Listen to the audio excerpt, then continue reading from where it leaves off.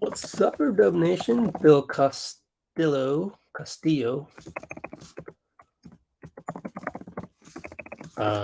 You got the first comment. Congratulations. Also means you will be in the thumbnail starting now. Let's put you in the thumbnail, Bill. We reward our firsts around here. So let's wait for some more people to show up. But man, I just couldn't contain myself.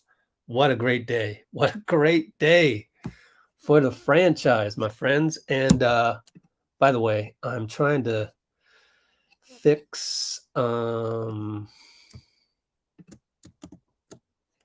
Facebook Live, which didn't work. Let's see. Dang. Shoot, didn't work. Hold on, let me hit up my guy, Nick, Warriors for Life official.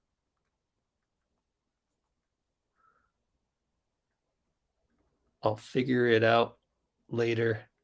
Already live now with you guys. So I got to figure that out for tomorrow. And some great news for tomorrow, by the way. Yeah, well, I mean, this is great news, right? So announcements. First of all, let me pull up YouTube over here, live chat over here. First announcement is the giveaway stuff. I just wanted to improve my back-end process of shipping stuff out to our winners, and that process is broken. So until I fix it, which really, I mean, tonight, come on, Rich, got to do this. Until I fix that, for non-game nights, we won't do a giveaway. We will do a giveaway on as many game nights as we can. And the other announcement I wanted to make is what mark are we at here?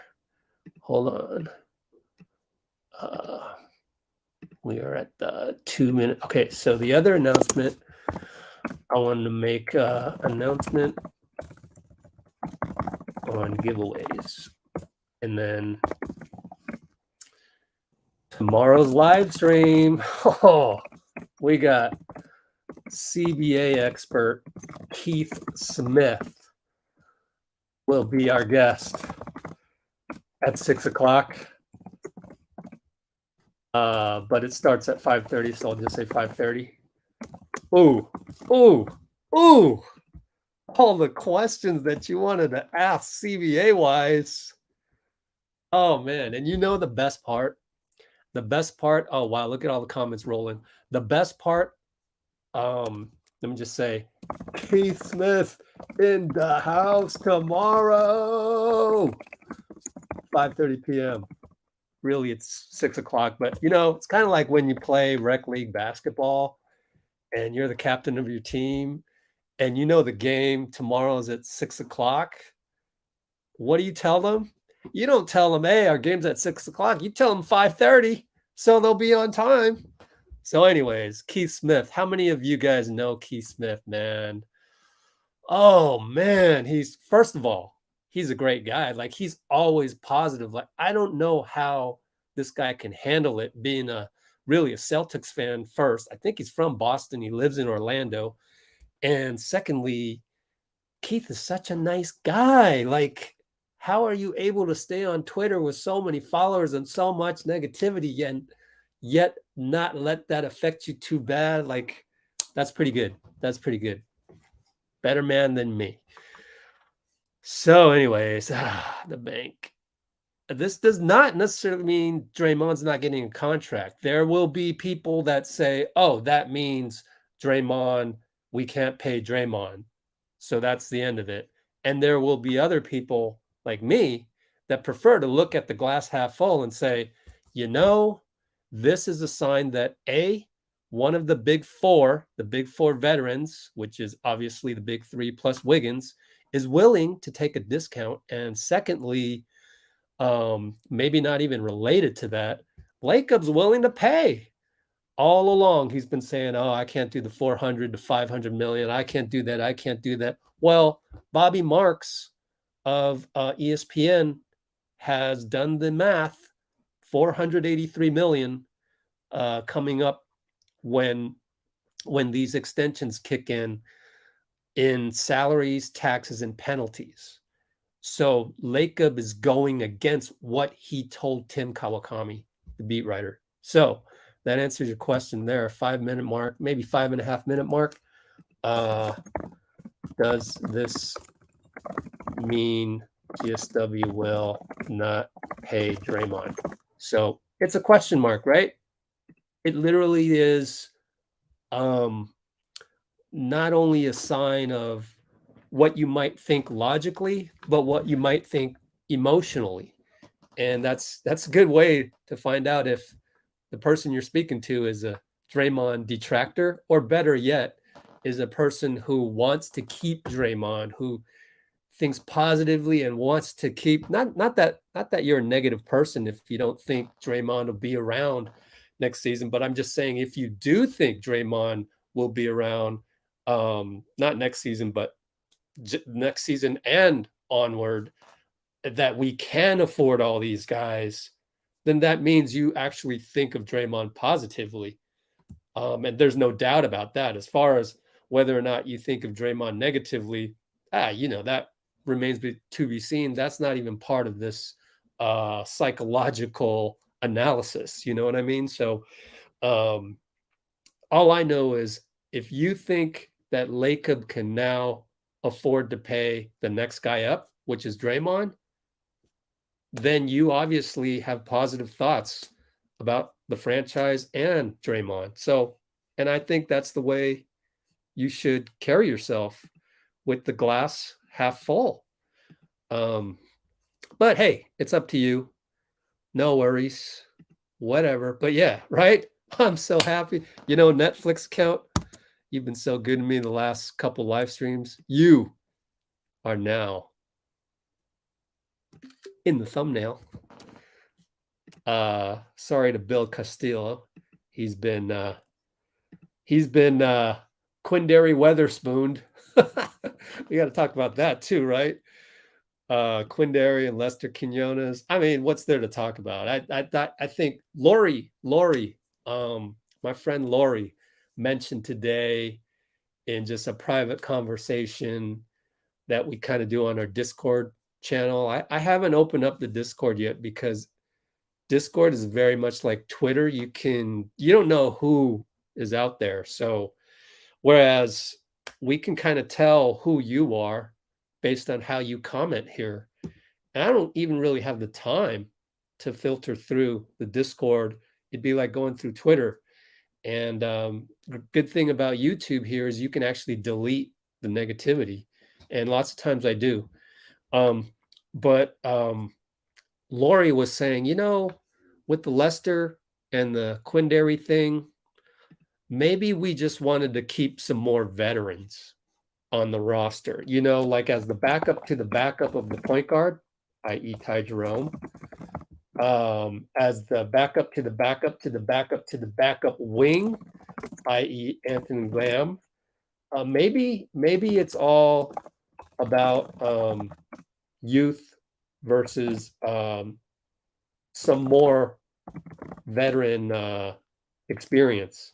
Quinndary, that's second year, I think, third year max. There's no way he's in his fourth year, right?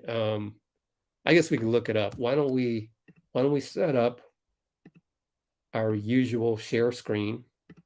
I already know I'm getting way behind on the comments. Just keep commenting, because if I don't respond to you, one of the blue wrenches will. That's what I love about our community, our blue wrenches, man. It's like we got to go have dinner one of these days on me.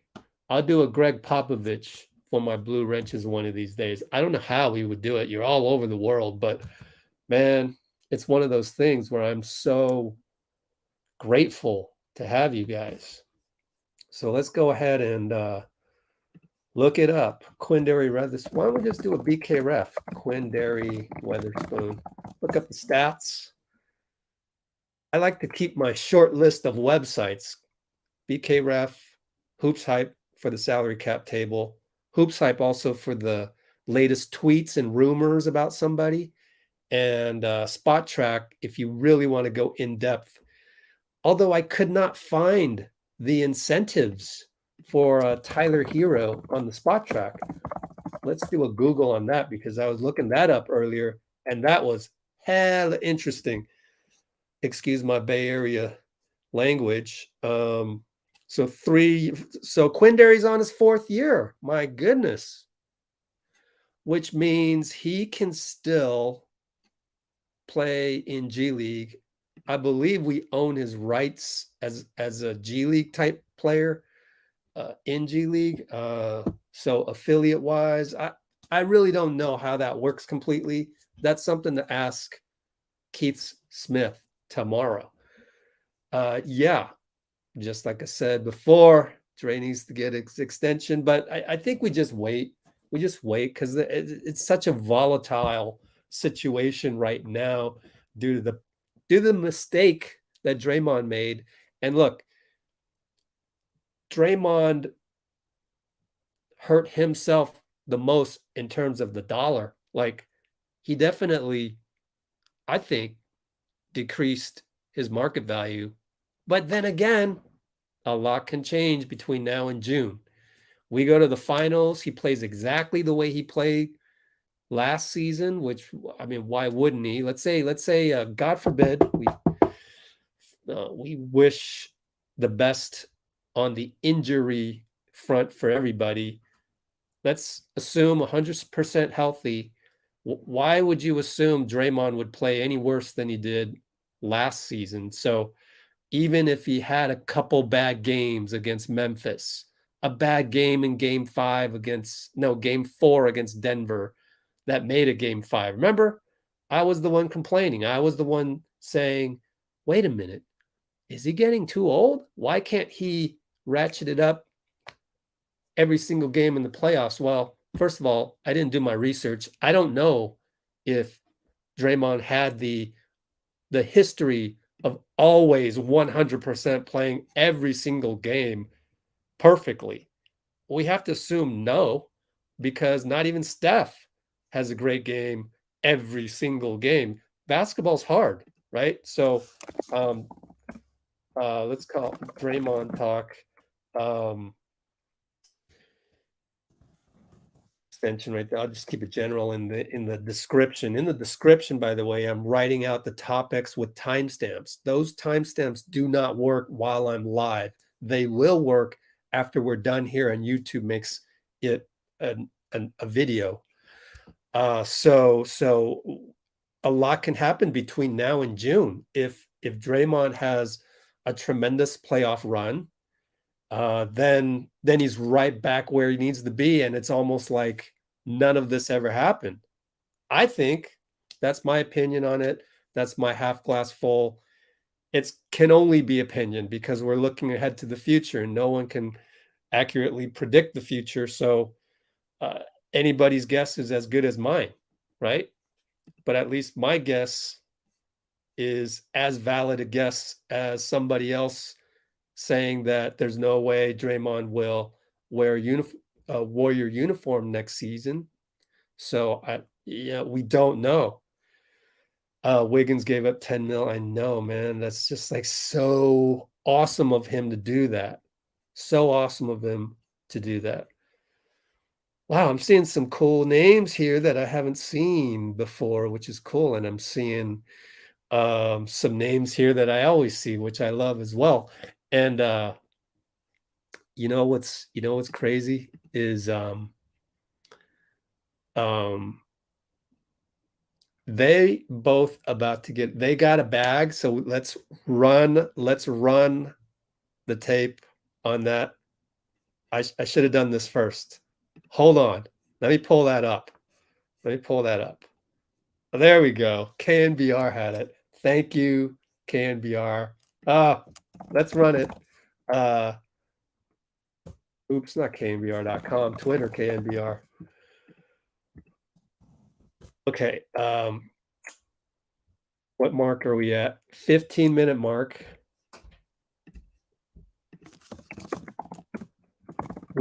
Wiggins, Poole. We about to get a bag. Video clip. So Jordan Poole among Jonathan Kuminga, I think, went live. I think maybe even Wiggs. I forget. A lot of guys went live. I think maybe even Damian Lee, Quinndary. They went live from the locker room, and here was Jordan Poole going live and basically etched himself and Wiggins in Dub Nation history. Let's run this over.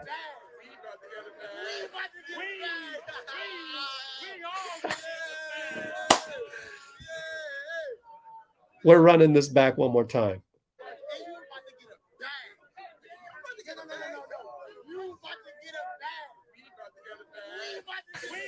Oh, it makes me so happy. I'm so happy right now. Yes. They not only got a bag, but they got themselves a hedgehog. Don't forget that one. Where can we find the hedgehog? Let's look it up. We are at the 16.5-minute mark. Let's put that in the timestamps. Hedgehogs. I know where to find that, though. I think we just go to the Instagram of the Warriors and we'll find it there, right? Instagram.com. Warriors.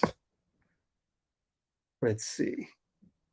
Oh, first of all, here's Wiggins signing the contract. Oh, wait. Maybe right here. That's pretty cool right there, man. Oh, man, I love it. I love it. Oh, and you see my comment right there? Please, Jordan Poole, can you take your pick with the bulging eyes? Let's see what the replies are on that. Let's see what the replies are. We got a hater right here. So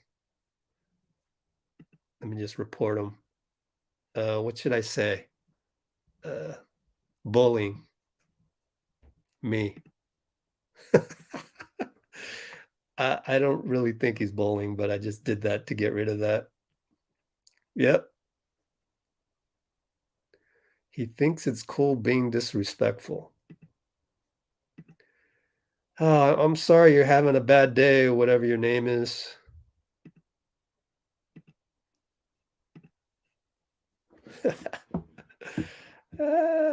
I'm glad I can delete that crap. Can you? I don't know. Is it still there? This guy just now also. Let's do that again.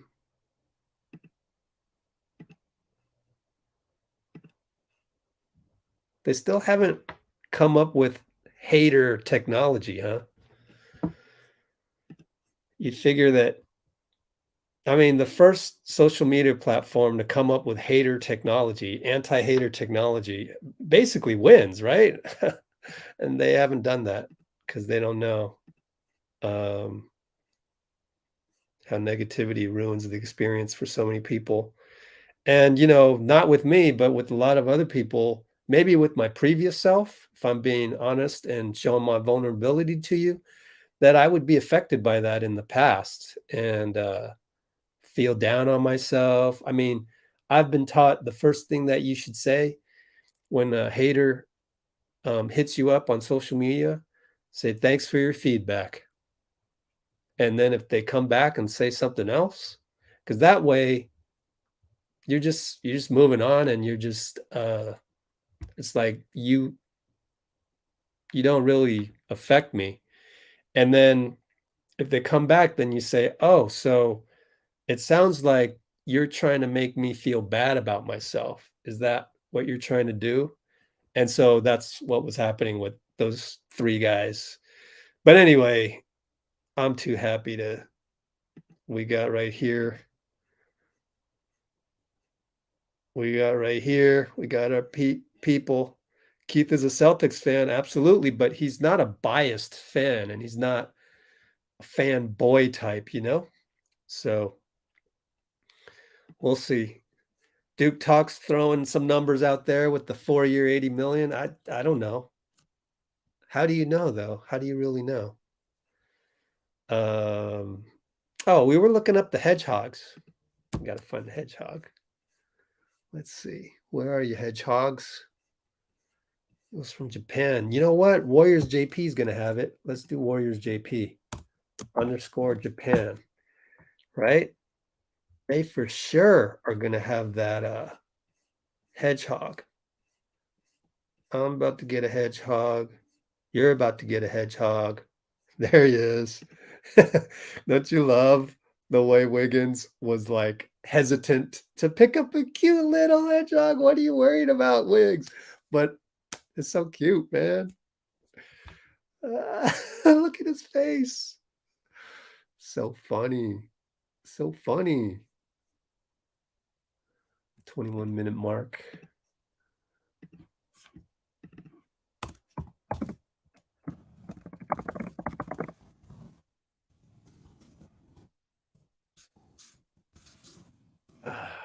Hedgehogs. Okay. Wiggs took a discount, which is amazing. 10 million less? What? Crazy. Okay, so it makes me wonder. It makes me wonder as I flip through more. Let's see if they've got more stuff here. Is JP with some hedgehogs? Yeah. Oh, that's a meerkat, I think. Someone said, oh, he was with the meerkat, and I didn't even realize it. That's definitely not a hedgehog. I hope it's a meerkat. Is that a meerkat? Man, it makes me remember what Lion King. When I first saw Lion King, I could not stop laughing when the meerkat ran out of the cage. Like the cage was not. Oh, that's such a great memory of me watching Lion King. Like I forgot his name, but the meerkat like runs out of the cage, and it's like, bro, you're locked up, but you didn't have to be locked up the whole time. But anyway, I digress. Um, I wonder if they had some secret meetings, right? We've talked about this before on all of our lives.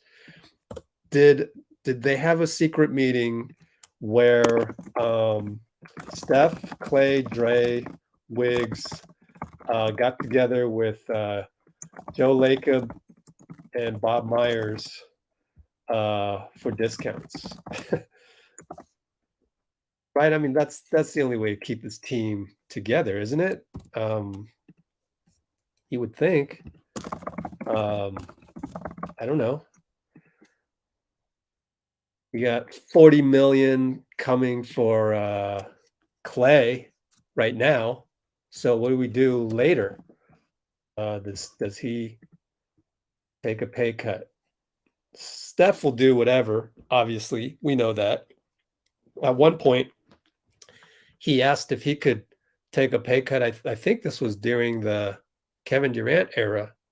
If he could do anything, and I think Bob was like, I don't recall exactly, so don't quote me on this, but I think it was maybe Bob Myers saying that no, Steph, we're not. You're done. Your deal's done. 50 million plus. It's done. Like you can't do anything about that. It's done. So, but Steph did bring it up at one point. I don't know if he was kidding. I don't know if he really thought that maybe he could do something, because basically, and people forget this, KD took a discount as well in 2017 and 18. I believe it was 2 straight years in a row that he gave a discount to what his market value was worth. At least it was one of those 2 years. I think it was both. both years. But anyways.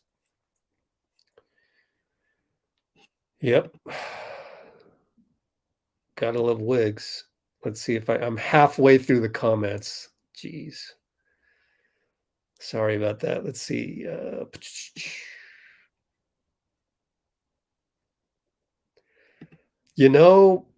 Right, Trey? Like, I'm just thinking the whole 700 million figure that he gave Tim Kawakami, to me, 700 million minus, and it's not even minus 500 million, because 500 million is including the salaries. At the time, the 700 figure was given to Tim Kawakami. So the EBITDA, we talked about this, earnings before interest, taxes, depreciation, amortization. That's basically that bottom figure of net income on an income statement. And I think even let's just keep it simple, back of the napkins type stuff. Let's just go ahead and throw in the whole figure, because it's not, because 700 million net income, the bottom figure of an income statement, that's what you take home. I mean, theoretically speaking, I mean, if you know finance, income statement doesn't necessarily mean what you have in the bank, doesn't mean you're getting a check for that much. It's just the flow of the business taken in a year snapshot. I'd love to see their cash flow. Their cash flow would be the most important. That's what we used to look out for in venture capital, was the cash flow. So you book all these concerts, you pay salaries, and maybe they've got different companies handling each thing. I'm sure booking all the concerts is different than this, that, and the other thing. So I mean, worst case scenario, all of the businesses combined together nets you an income of 700 million. It could be just maybe the figure that Joe Lacob gave Tim Kawakami was only for basketball. I mean, the Warriors type stuff, which would include sponsorships for the Warriors, not Chase Center, not concerts, which would include, salaries and everything you got to pay for basketball wise. But it would also include NBC Sports Bay Area paying them whatever it costs to broadcast. 95.7 and so on and so on and so on. If you made 700 million off of just that, that's not even including Chase Center concerts. That means you got more than that even coming, more than 700 million. Do you follow me on this? Has anyone ever analyzed this stuff like I just did, right? That's the unique part about what we're talking about right here. Unique finance talk. I want to highlight that. I don't think anybody's really had that conversation unless I have missed a plus minus. That's something we got to talk about with Keith tomorrow, but he's more of a CBA expert. He's not a basketball operations type expert. We would need to bring in, not even Bobby Marks of ESPN would be about that. I would think that we would need to bring in like the former, maybe I will go do a search and try to find that person, the former CEO of Oracle Arena, let's say. He would know about that stuff. But who really cares, right? We're splitting hairs. Worst case, the number is the number that Lacob gave Tim Kawakami, which is 700 million. And to me, even if you hadn't counted salaries in that, like what part of 500 million, or let's call it 483 million as of the Andrew Wiggins signing, which means starting next season, right? Jordan Poole's deal, what is it? It starts the season after because we got a team option. This upcoming season, let's take a look. Hoops Hype. Jordan. Oh no, Jordan comes off the books immediately. My fault. I thought there was a. Okay, so this blank right here, I'm going by Hoops Hype. So okay, starting next year, the tax at the end of next year, summer 2024, the tax and salaries will be 483 million, according to Bobby Marks. He tweeted that today. It's at 30 more. 483 million salary, taxes, penalties for summer 2024, I think, for Bobby Marks. So not all of that would be included in the 700 million because that figure is given to Tim Kawakami without those penalties and taxes for the most part. A little bit of salary, I guess. I still think 700 million, even if we said forget that, let's just call it 500 million.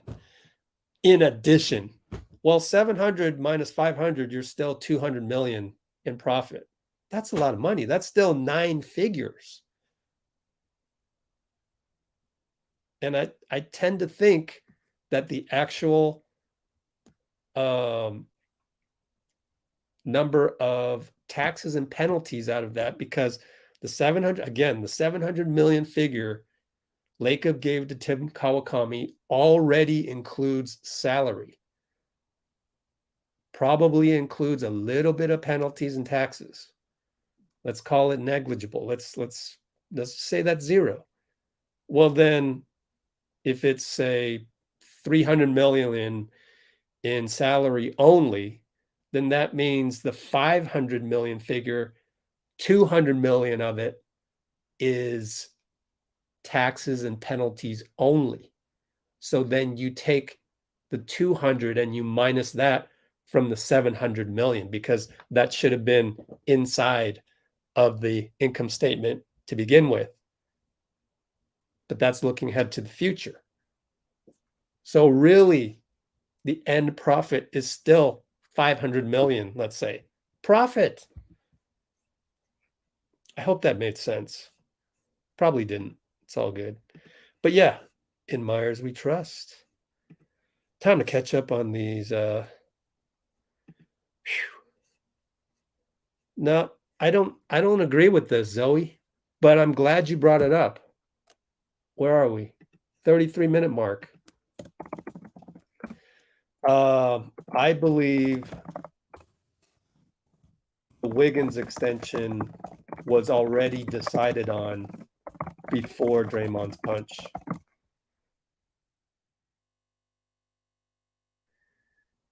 I believe they had it all planned because it's their culture to think in twos. You want to cut somebody?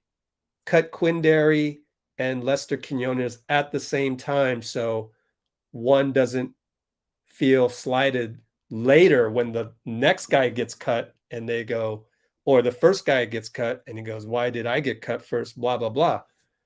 You have an opportunity to do both. You've made the conscious decision that you want both in your future. Sign them to the extension together. So smart.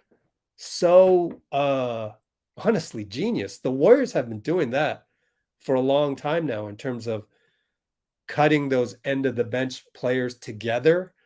In terms of well, I can't remember the last time they signed people together, because it's the regular guys, the regular 15 guys, those just kind of happen each one on their own. But as far as maybe an example of where they signed a couple guys at the same time at the end of the bench, whether it's training camp or whatever, I tend to feel like that's been done before. So they don't alienate one guy over the other. So I think this was planned. But again, same thing as Draymond, same thing as most contract things for fans and media. We won't ever really know. Maybe we'll never know. I mean, you think back, the whole Kevin Garnett deal that didn't happen, that never hit mainstream as definitive fact until years later when people had to go on podcasts and reveal this and that. And so we may never know. I'm just saying that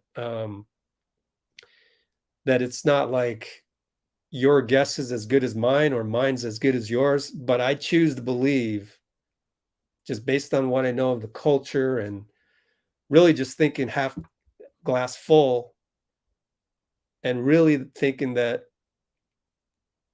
you know, I'm a supporter of Draymond staying as a Warrior. I'm going to believe that Wiggins' extension was already concocted before Draymond's punch, but could be wrong. So hang on tight, catching up to people.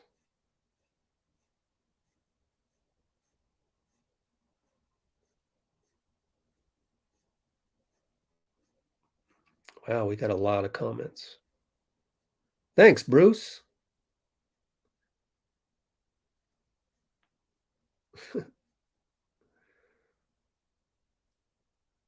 You forgot to block this guy, Bruce. I got him now. So many haters. Thank you, Karen. I agree with you. I think a lot of people also with Draymond, back to Draymond, is 37-minute mark.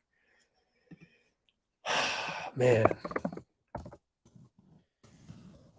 Draymond's upbringing and personality.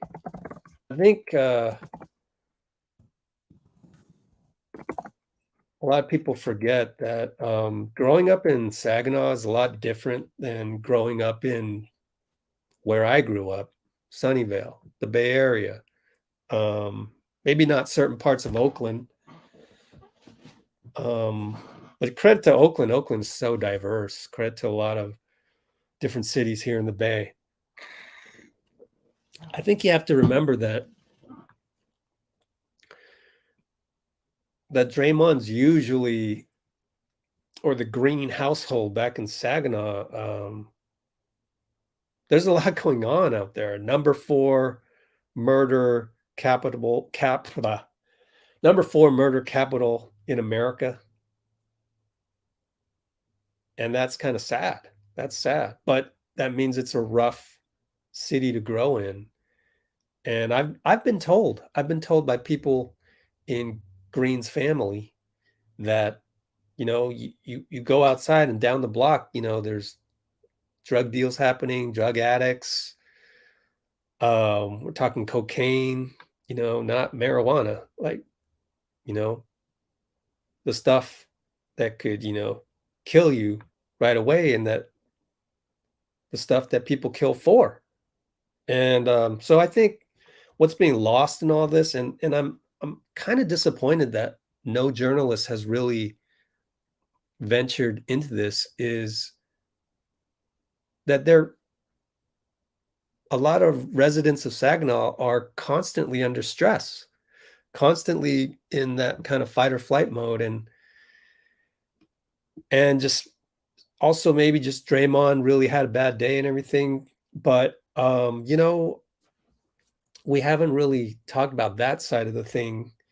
And it's not so much more about the punch. It's more this commentary that I'm making right here is about why do people dislike Draymond's personality so much? He's yelling out there. People are yelling at him in opposing arenas, and he's yelling back. And yesterday night, referee makes a call. Oh, it's a block, not a charge. Draymond immediately yells and goes towards the ref. If you didn't know, I mean, if sometimes Draymond's reputation helps him. In this case, that ref knows Draymond is approaching me in a very aggressive way, you know. I'm a referee. If I'm a new referee and I've never reffed Draymond before, you might just tee him up just for the aggressive move, even though he hasn't said any expletive to you yet or at all. I think he's done a good job of improving that part where he doesn't scream an expletive to a ref, because that's usually a technical.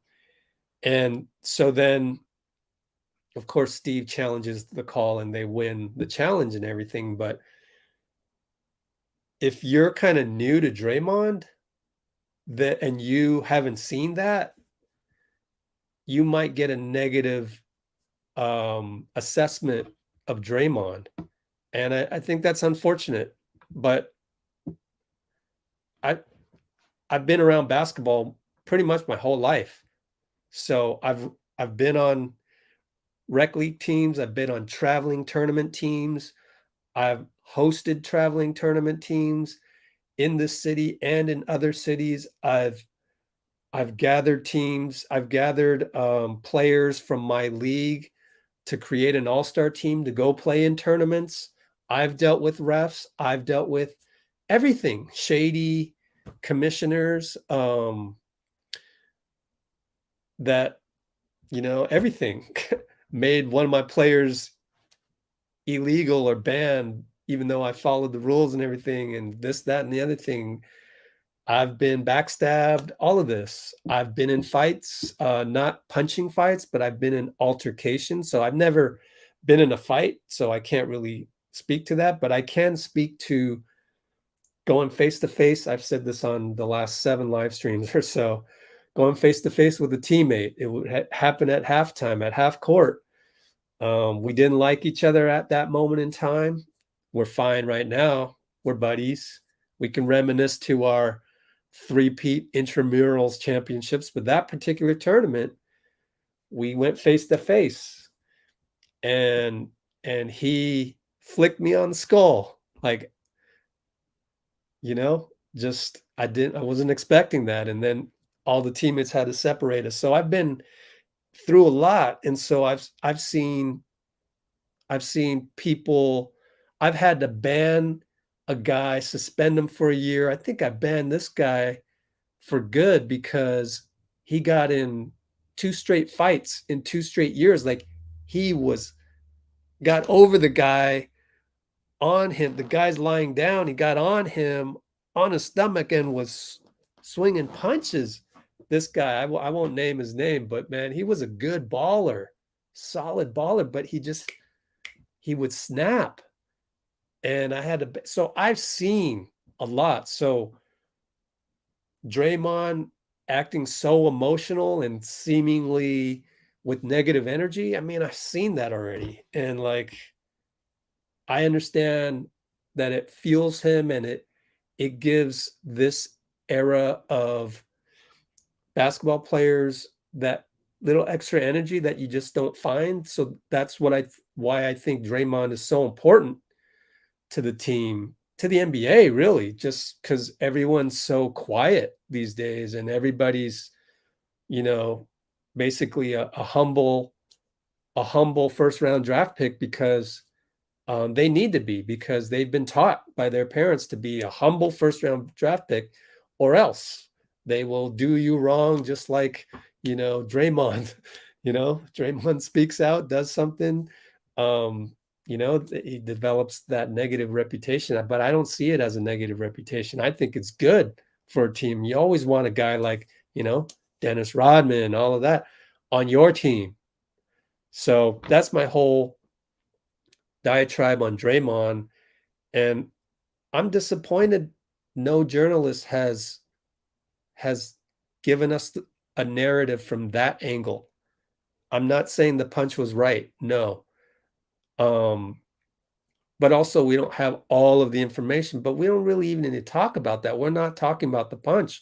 We're talking about why does Draymond have this negative reputation that people automatically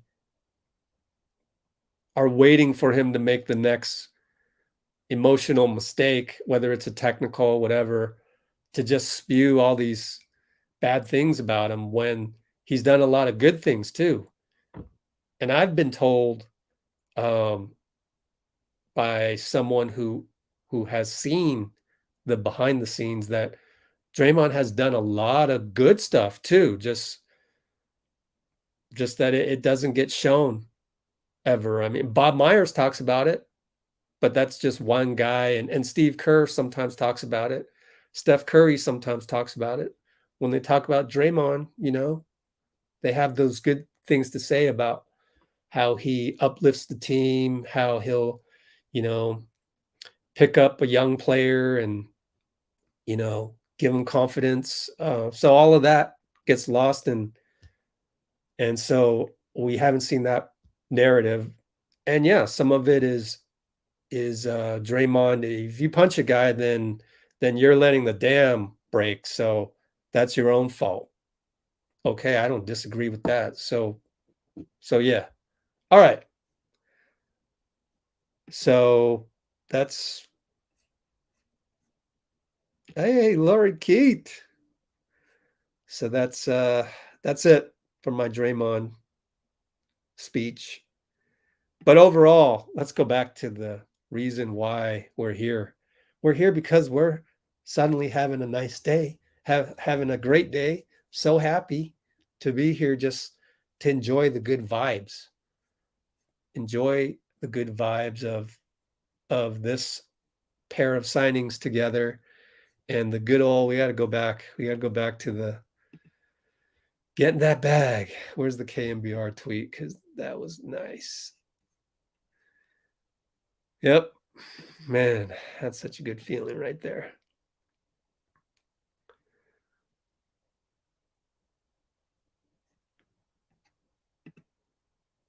Yeah.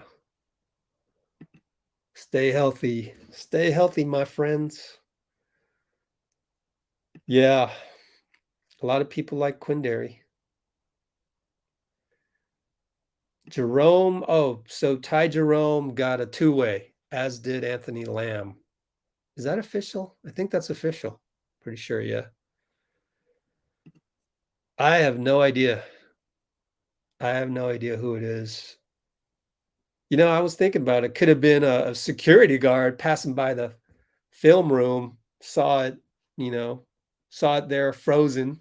Maybe the video coordinator left it frozen around the punch time of the clip, and then the security guard's like, "Oh man," pulls out his phone and he records it. We don't know, but a lawsuit on whoever leaked the video isn't going to erase it. So I guess you had to tell the world that you're seeking legal course of action for that.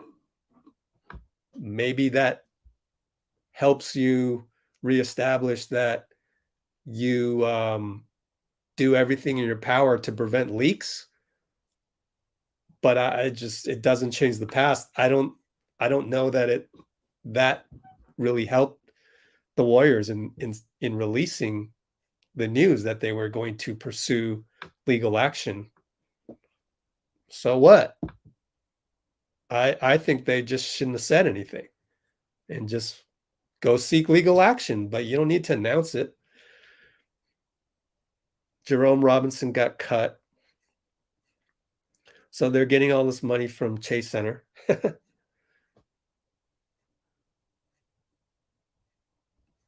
Yep, a lot of people hating on Draymond in the comments. But hey, you want to look at stuff negatively? Go ahead. Like it's to me, it's like, oh well, best wishes to you, but I wouldn't want to be you because you look at things in life negatively. Cool. luxury tags just for cool, man. Let's go to just because I don't want to keep that too much on loop. Let's go to let's go here for the background. PBJ, what's up, PBJ? Yeah, I got to do the PBJ video. I probably would have done it if there hadn't been such great news today.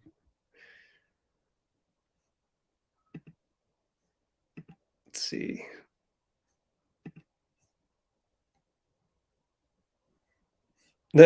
Oh boy. Hey, Netflix, I see you're comparing people. Just be careful when you compare people, because it's comparison is the thief of joy. So I'm not going to talk about it much, but I'm not going to compare Moses Moody with Jordan Poole. I can't do it. I can't do it.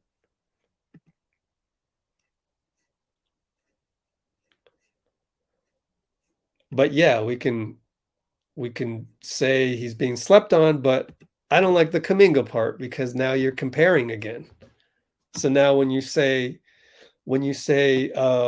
Moses is certainly playing better than Kuminga right now, which I don't know that. Like, JK had a pretty darn good game last night. I think he was 7 for 7 from the field and 4 for 4 from the free throw line. And that's with the box score computer going down for the NBA. But I did see a tweet that someone kept track of that stuff.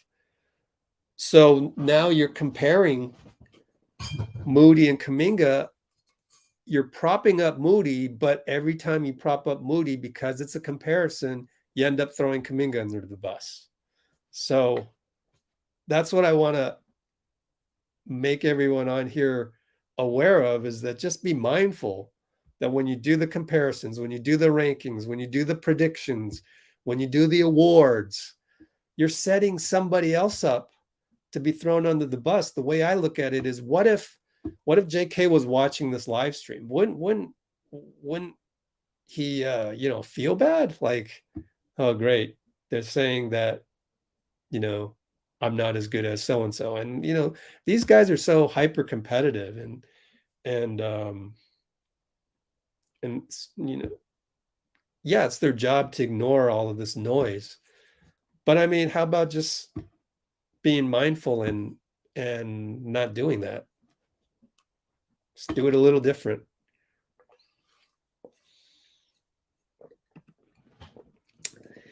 Yeah, Moody. Now that we're talking about Moody, 51.5 mark. His Arkansas coach is Eric Musselman. And Musselman used to be the Warriors coach way back in the day, Cohan area.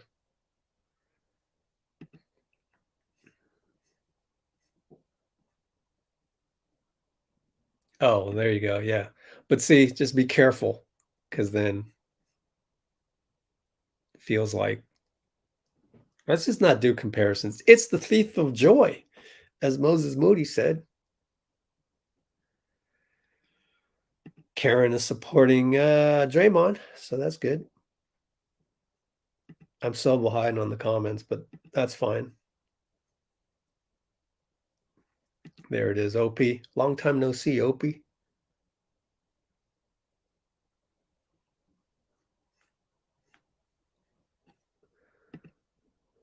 Eric Musselman, there it is.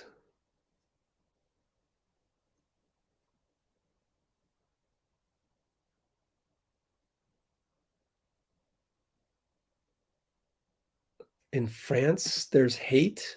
Oh boy.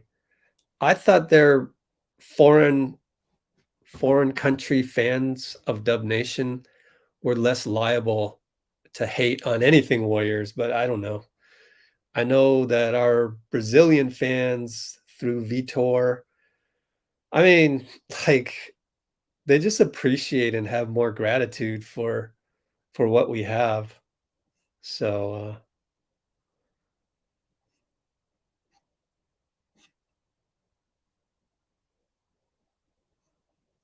Cam, who the heck is Cam? So anyways, I think Eric Musselman also coached Sacramento as well. Opie goes to show you that, boy, you need a good roster to have a successful one-loss percentage in the NBA. That's why I also don't like to throw any coaches under the bus, because I was a coach and I know how hard it is just to coach, let alone do the subs. That's why you don't ever see me blaming any coach for subbing this guy in and that guy out, because I've been there where all in rec league, basically you can't play more than 8 guys any game. All of you guys that play at the local YMCA league or whatever, you know this. 7 is probably ideal, assuming all 7 can play. 8, stretching it. There's no way you're playing 9 guys. So one time I had this kid, Ryan. Ryan, he was up and coming, good kid and everything. But hey, look, you're the young guy on the team. You're pretty good, but you're not quite as good as my first 8 guys. So we had the most perfect game ever. I think it was a championship, and I was rotating guys in and out perfectly and stuff, except for Ryan. So that's the first 8 guys. Ryan was the 9th. I finally put him in late in the game, and you could see he was down about it. Even though we won, it was like, but this guy's so hyper competitive. Like, he became a star in my own league and stuff. And it's like, what do you want me to do? Like, I can't please everybody. So all the people that are always hating on Steve Kerr or whatever coach, they just don't understand the game. They've never coached themselves, because if you had coached yourself and was pressured into giving people minutes here and there, then you would know how difficult it is to actually have a good rotation. So I'm not about that. Like, I'm not about criticizing coaches.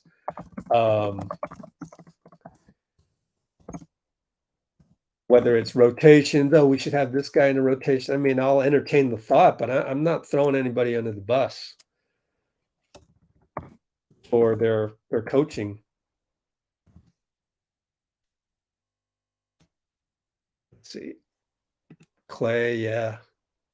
I loved it when Klay said it was kind of good that they didn't have the stats, because then there wouldn't be like this pressure and stuff. And in terms of looking at how many shots you made, and so it was more of a pure game, which I totally agree with. Like, sometimes I think we get too caught up in certain stats and stuff.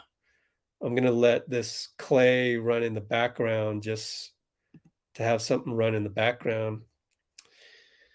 So I thought Klay played great last night, and he almost did what Steve Kerr said to the T, which is, I expect him to shoot every time he touched the ball.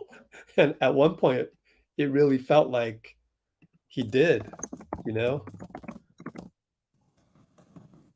Great game last night by Klay.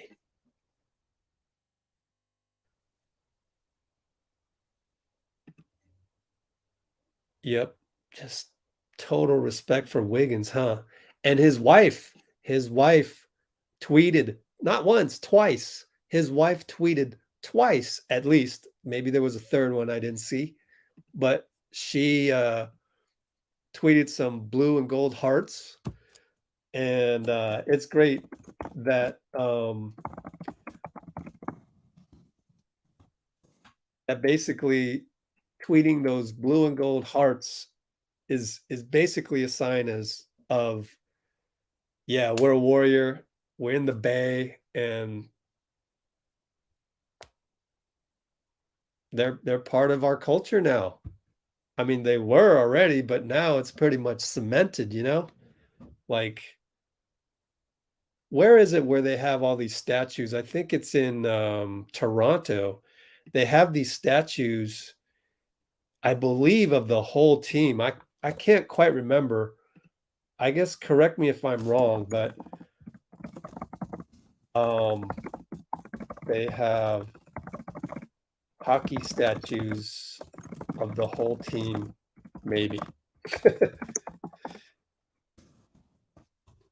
I just think the Warriors should just have an all-time, like, group of statues, and if we're talking all-time in terms of, like, maybe just with the Lacob era.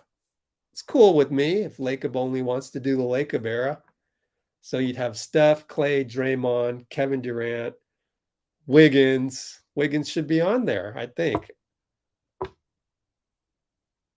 He should be on there just for agreeing to take this discount.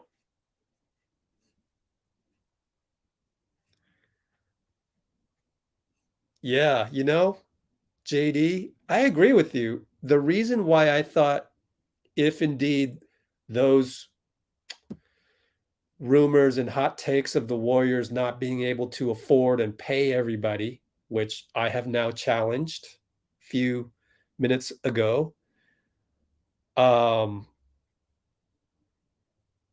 thought that Wiggins was more expendable in terms of there's a lot more potential Wigginses in the draft and young players across the league than there are Jordan Pooles, than there are Draymond Greens, I would even say. So I thought Wiggins would be the odd man out. I'm glad I was wrong. And we've already discussed why I'm gonna just believe that that Draymond stays as well.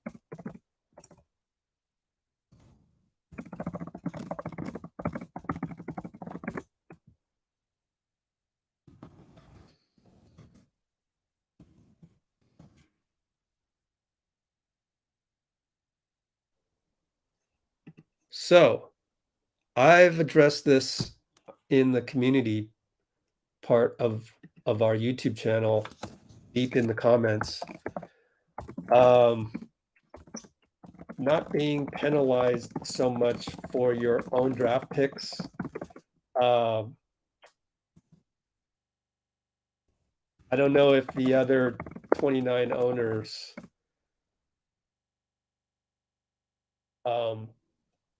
don't want to see GSW suffer. Okay, let me put it that way. If you put yourself in the shoes of, I don't know, Detroit, say you're the Detroit owner, not the GM, the owner, and you're like, man, the way that we've picked our draft picks is pretty good, but it's not that great. It's let's look in the mirror. We haven't picked our own Jordan Poole. We haven't picked our own Draymond Green. We haven't picked our own Jokic. We haven't picked our own Ginobili. We haven't picked our own, whatever. We're just not as good at picking draft picks as Sam Presti, as Bob Myers, as I don't know, whoever you want to put in there. That lack of self-confidence. What's the next best thing that you can do? Well, let me just make sure they continue to have a hard time keeping their draft picks. So it's kind of a jealousy, envy issue, but they're human, right? And owners are competitive in that way. And if I was a toiling mid-market franchise, I might resort to that, even though through principle, I would agree that not penalizing me so much for my own draft picks is the right thing to do. I will purposely vote no for it because I know that my franchise deep down inside, and I may never even admit it, I may never even admit it to myself, but I will be desperate and just try to make the Warriors suffer and try to bring them down. Just like Festus Ezeli said, when the whole thing went down, Festus was like, yep, let's look it up. People out there wanted to see the Warriors stumble. And so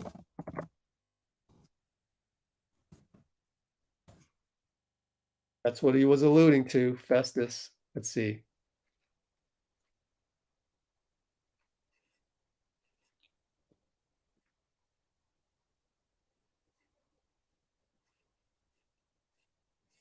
where was it?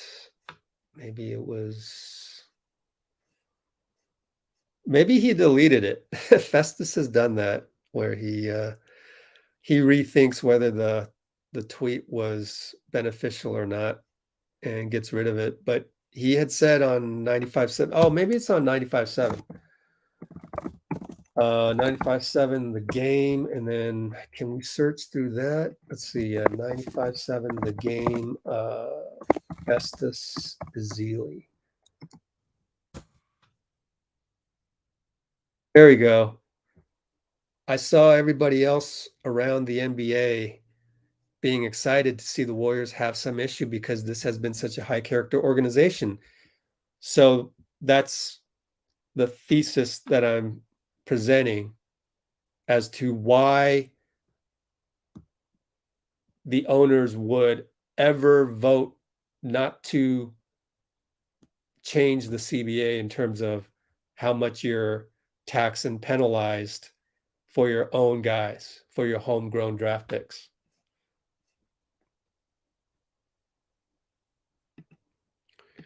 So back to the thesis of the day. Happy, really happy. Let's keep that up. Before we talk about too much controversial stuff, let's keep that up.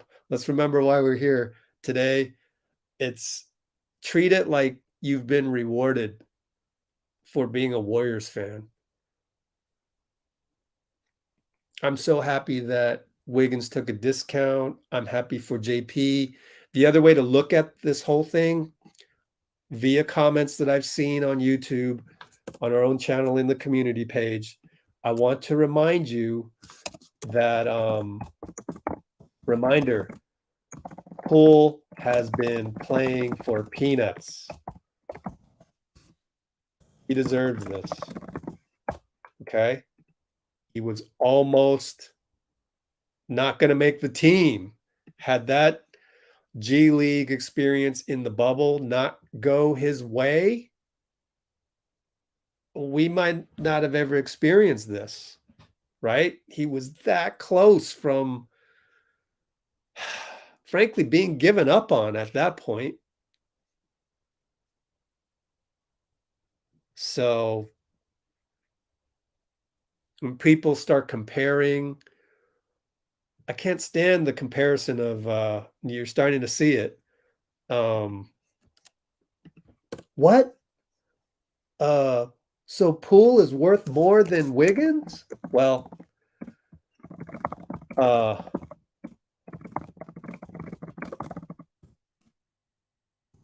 that's a comparison, and comparison's the thief of joy. And I don't know why you have to look at it that way. The market for Jordan Poole was dictated by Tyler Herro. If Tyler Herro had not signed what he signed a week ago, then maybe the number for Jordan Poole is less. I would think that Wiggins's number maybe would have been equalized a little bit more. But because Jordan Poole's was so high, then we look at the numbers. You call in the dude that I forgot his name, but he's on the Warriors staff and he's in charge of the salary cap and CBA stuff.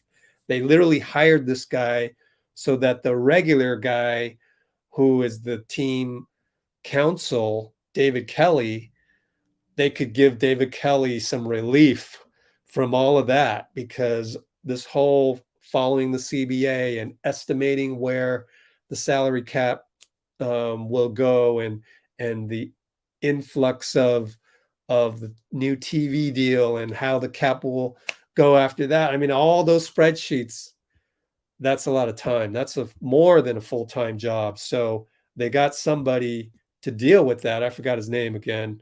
And you got to remember that with JP, it just so happens the timing of the deal, the timing of Tyler Herro. So it's all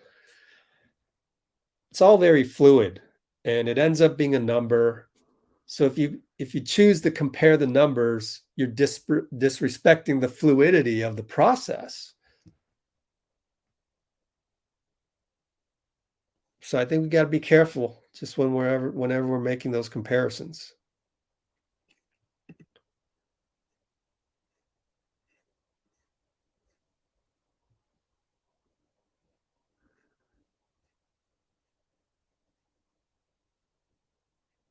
Oh, Trey, when did Klay say that? It's hard for me to keep track of all these things because they're just, and plus, YouTube, the title, what we search on, lots of times there's not enough room in the 100-character title to like put everything that Klay talked about. So if he talked about his salary, there's no keyword or tag or part of the title that's going to be able to make me search on that and find that video when Klay did say that he would possibly take a cut in the future. And if I remember correctly, and I don't remember that, so I don't know, but I seem to remember something similar to that, but I just can't put my finger on it. I love your Netflix account, but you are making so many comparisons every time. Every time you say something, then you're comparing to something else, and then you say, I miss KD, but I love our team now, then that gives me a negative vibe about KD. Like, why do we need to do that? How about if we just enjoy everything? And I know that's difficult.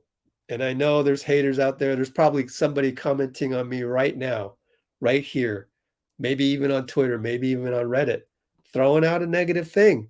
Why? Why can't we be positive? Why? Like, don't believe any of that. Like, you're going to need this advice in your everyday life. I'm telling you, be positive. You'll be more healthy. You'll have a clearer mind. You won't get dragged down. Just think about, I mean, if I may make a criticism of Draymond, what if Draymond, and that if I may make a GOAT statement about Steph Curry? Steph Curry. Oh, man. Stephen Wardell Curry. He figured it out. He figured out gratitude. Did he not? And so here I am making a comparison. My bad, Netflix account. If only Draymond had a side of him that was such pure gratitude like Steph. What if he could flip that switch on and off? What if Draymond, all of his fuel was based on positive energy instead of negative energy? However, in a basketball game, you're always going to get negativity thrown at you from the opposing team, the opposing fans. Draymond flips that into fuel for himself. In a way, Steph does it, but I haven't really ever thought about or analyzed how he transforms that into positive energy, but he does. What if Draymond could do that as well and transform that negative energy into positive energy? Like, here's an example. Opposing team member. What's his name? Grant Williams? Grant Williams. Grant Williams says something to you. You go up to him and you give him a high five and go, man, that was some great trash talk. That was some great trash talk, bro. You know, that's turning negative energy into positive energy. I didn't know how to do that when I played. I was all negative energy. Then I had to retire because bad Achilles. I would love to ever have the opportunity again to try to do it Steph's way, finding joy in everything that they do. By the way, brings me to Scott Ostler's article on SF Chronicle. Scott Ostler's article on SF Chronicle is great. Kerr also had positivity coming in. So this is an article which I will show you in a second, where maybe I can just go to twitter.com, Scott Ostler. He's a feature writer for the Chronicle. This is a superb article. Hopefully it's free for you guys. If not, email me. I'll send it to you. I have a Chronicle subscription. But wow, man, if you love the Warriors back in 2010, 2011, 2013, you're going to love this article. But he interviews Andrew Bogut. He interviews Livingston, Bob Myers, Steve Kerr. So he got all of those guys. He should have done Zaza, but I guess Zaza didn't come till later. Oh man, it's a great article. And he talks about how Steve wanted to go through gratitude and positivity. And I don't know if he planned this, but Steph, that'd be a great question for me to ask Steve someday in the future. When you decided, according to Scott Ostler's article, to come to the Warriors and infuse positivity, for example, adopting Pete Carroll's Seattle Seahawks mantra of playing music during practice. And there's this whole interview in there with all the guys about that music. You guys got to read this article. It's absolutely, I'm going to say it, it's the best article. Here I go comparing again. But I'm trying to prop up Scott Ostler's article, not throw anybody under the bus. Everybody else's articles, I don't mean to say anything bad about other articles. I'm just saying that this one is so good. That did Steve kind of plan that intersection of his positivity with Steph's innate positivity? So it all comes down to gratitude. And I do feel like if you can approach social media, everyday life, the news, Warriors news, NBA news, if you can approach that with the gratitude that Steph Curry has, that Steph Curry demonstrates to you on a near nightly basis, you'll just be a happier person. And I tell you, there's no better feeling than having gratitude all the time. It literally is the best thing ever. So that's my little sermon for you. So hopefully Dre will get paid. If Dre gets paid, it should also be on his legacy as well on the basketball court. I know that his legacy has been tarnished with the punch, but there's the other part of the legacy, which is, wow, he's a Hall of Famer. And when we watched Draymond last night, do you know the angles of the screens that he was setting that I just don't think anybody else in the NBA can really make? So for Draymond to be replaced by somebody so easily, like people think the NBA is NBA 2K. Everyone's an algorithm, everyone's, numbers and statistics. So I can just replace Draymond with another guy, with similar statistics? I don't know, with, Jonathan Kuminga. They're completely different players. You expect Kuminga to suddenly be this passer that reminds you sometimes of Magic Johnson's passes. Just every now and then, not for the most part. Like we all remember Magic doing the, fast break. Oh, I'm going to pass that way, but I passed that way. I haven't seen Draymond do that yet, but some of the lead passes, the bounce passes are, whoa, that's beautiful. That's a beautiful pass, Dre. And you just can't replace that. That's not just one assist. That is an assist within the Kerr system. That is an assist of the very highest IQ of a mind meld with Steph and everyone else. That can't be replaced. And I hope he gets paid for that.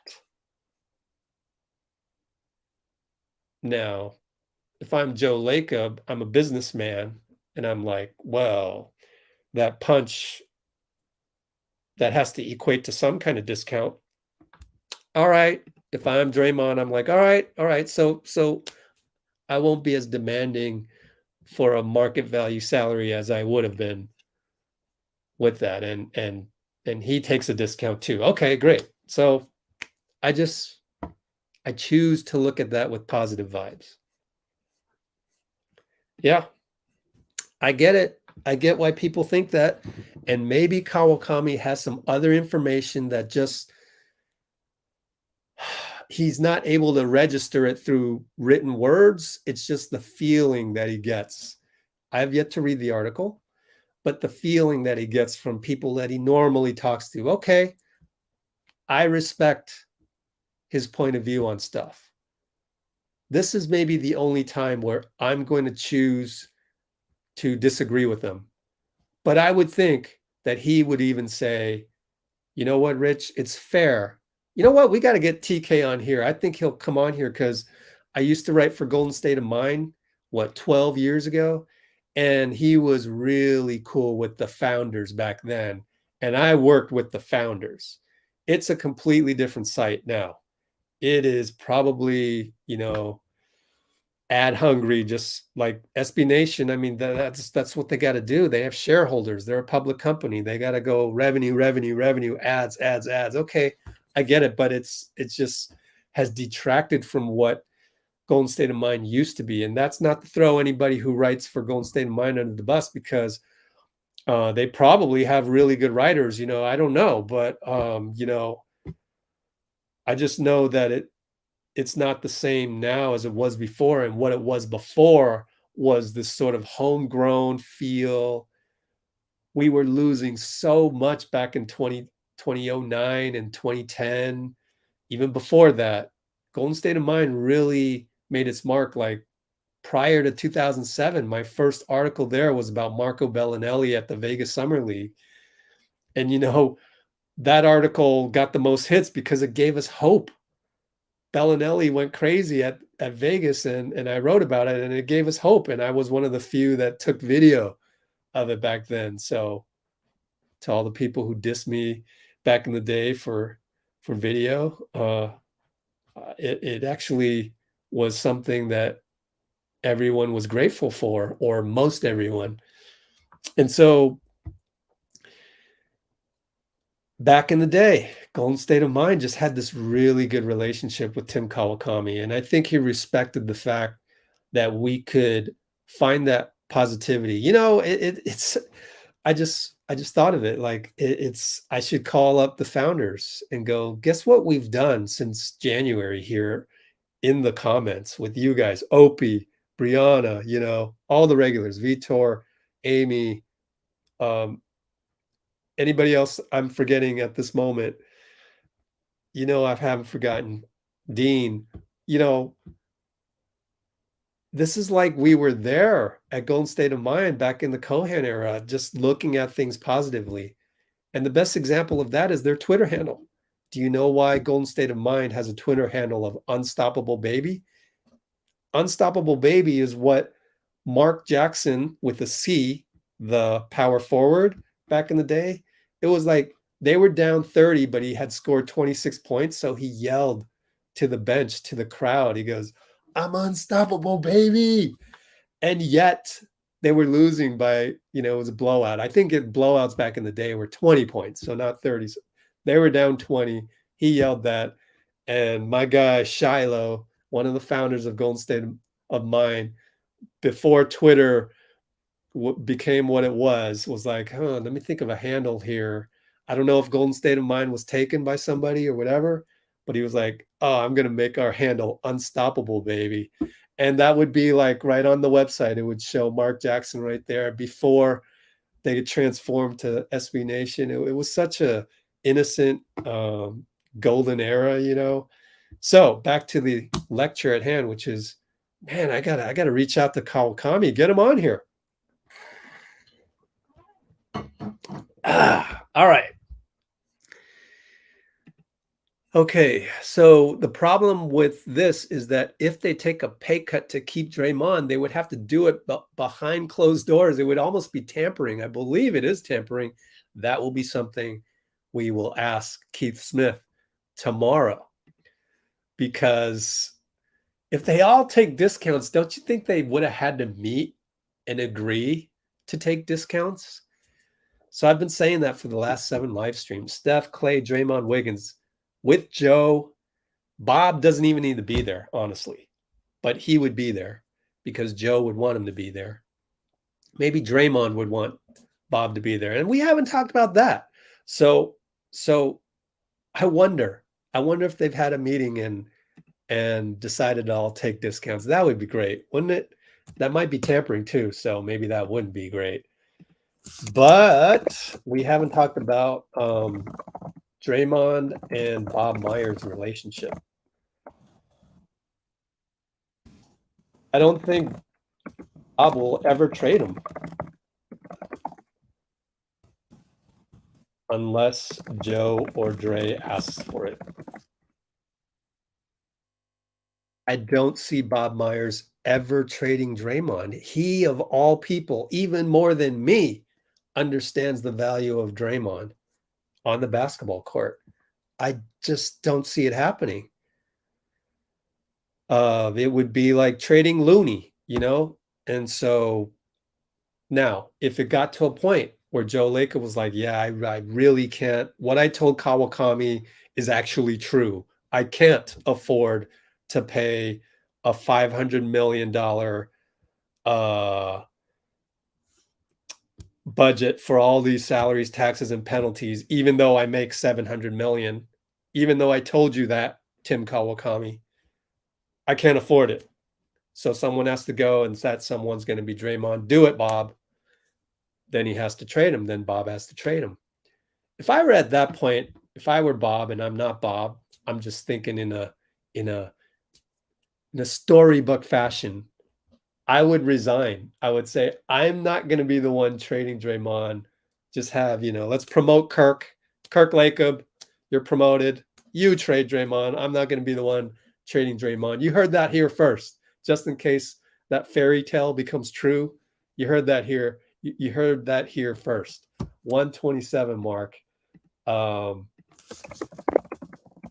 heard it here first. Bob resigns. Kirk Lacob then trades Draymond.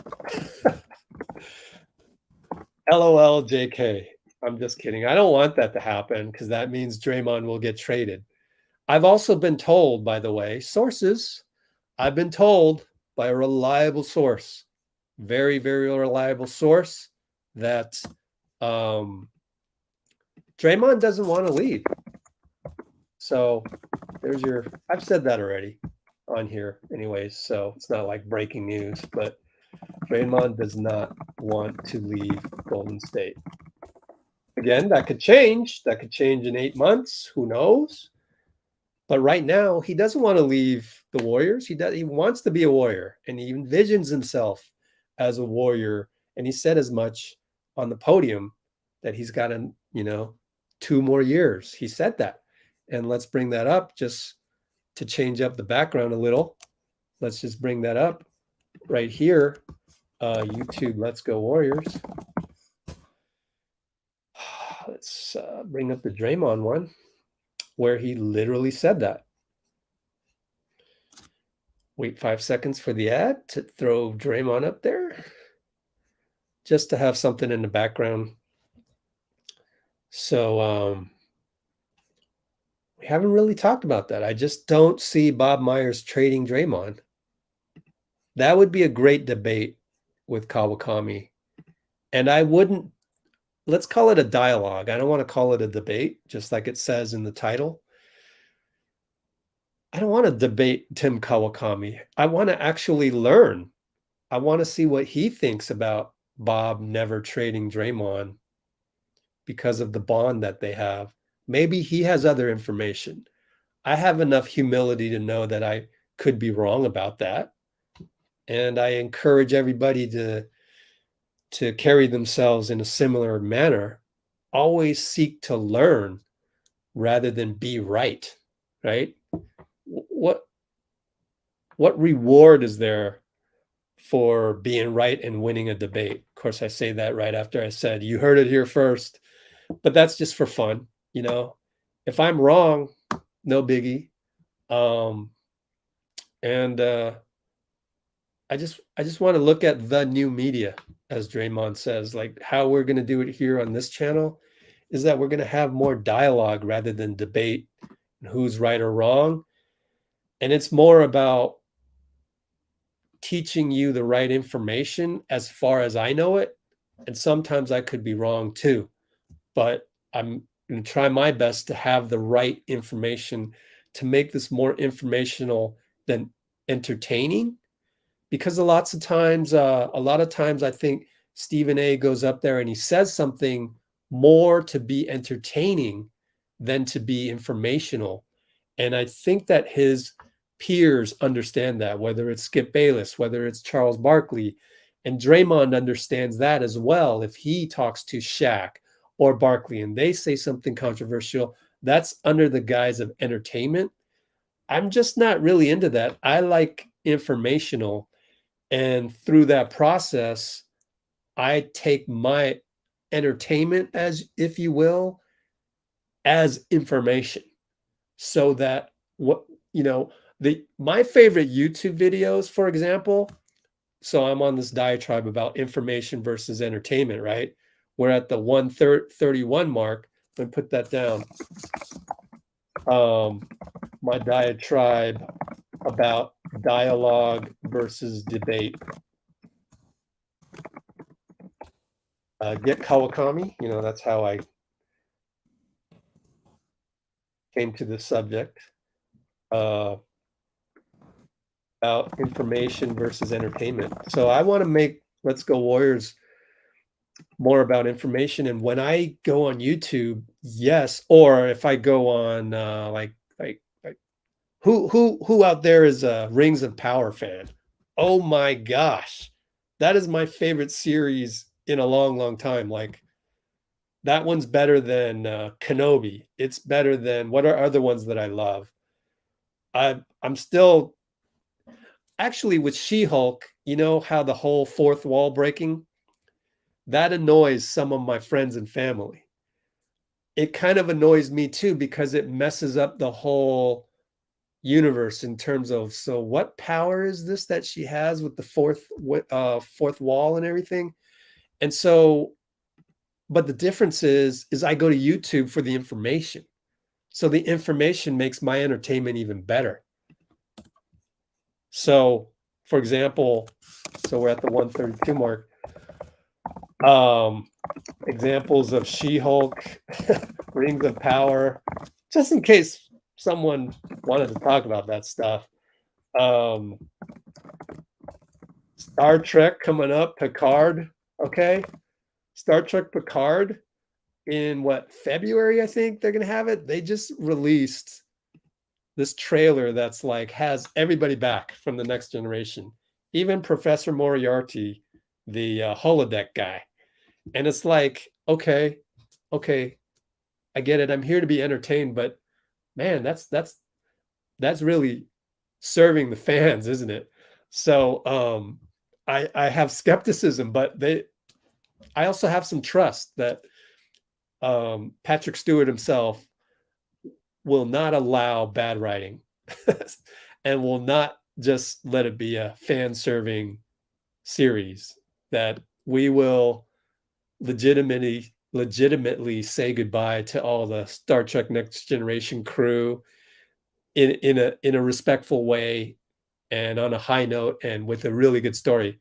I'm putting my faith, as I would put my faith in Bob Myers and Joe Lacob. So back to the lecture at hand, which is I learned so much from those YouTube channels like Screen Crush, Emergency Awesome, Star Wars Theory, New Rock Stars. The list goes on. They teach me all these things that connect the information to the comic books. They give me information that tells me so that I don't have to read J.R.R. Tolkien's I don't even know how to pronounce it, Silmarillion, which all of the writers of the Rings of Power had to read. Did you know that Gandalf did not arrive until like the second age? And this is supposed to be, and I might be getting my ages incorrect, but this is supposed to be about like the first age or the second age and the third age. It's the wrong age for Gandalf to come in a meteor and show up. And it hasn't been confirmed that the guy with the beard is Gandalf, but all signs are pointing to it, especially when he says, "Let your nose lead the way." From I'm giving a spoiler, sorry, in the last episode. So connecting all these dots, I love that part, and it makes. But I'm watching all these videos to learn that, and the videos that I'm watching, it's a long. I love how the episodes are long, so sometimes my YouTube research on She-Hulk will end up being as much in length as the actual episode, you know? So I'm just going back to my mantra of information versus entertainment. So I hope all this information about the Warriors becomes entertainment for you so that you don't have to go and become addicted to ESPN and a guy yelling and they're debating, and then it becomes Stephen A yelling his answer and giving you the serious look afterwards, the look, and you laughing at that. But he told you that JK had a bad attitude off the court, which Steve Kerr is denying. I think it was Draymond that denied that, or no, Iguodala denied that. Sorry. So like the information has become more valuable than the entertainment. I'm done with that. Move on here.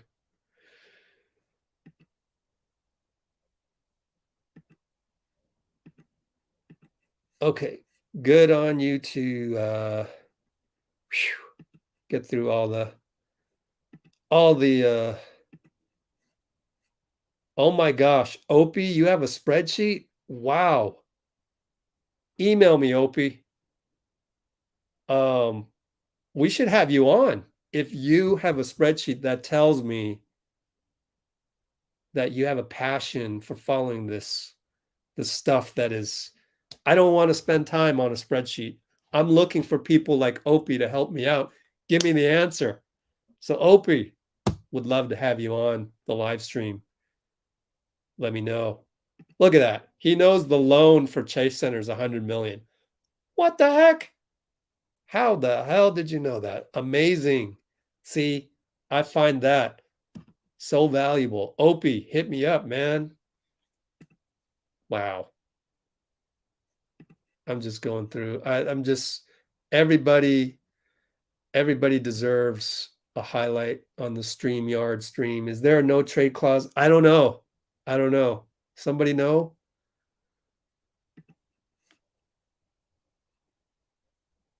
Yep. Thank you, OP, for this one as well. And yeah, the player option. And yeah, here's a good positive spin on the speculation. But on the other side of the coin, Ty, I would also say that maybe they just take things one at a time, just kind of, not so much that they had planned out everything with hard numbers, but they kind of, they just kind of knew that and I think what happened was Lacob was like, okay, I just mentally, to keep my arms around this, we're not going to pay Gary Payton more than what I can afford on the mid-level exception. I will do that, but no more. So but I love the positive spin on that. And maybe I'm saying the same thing as you are.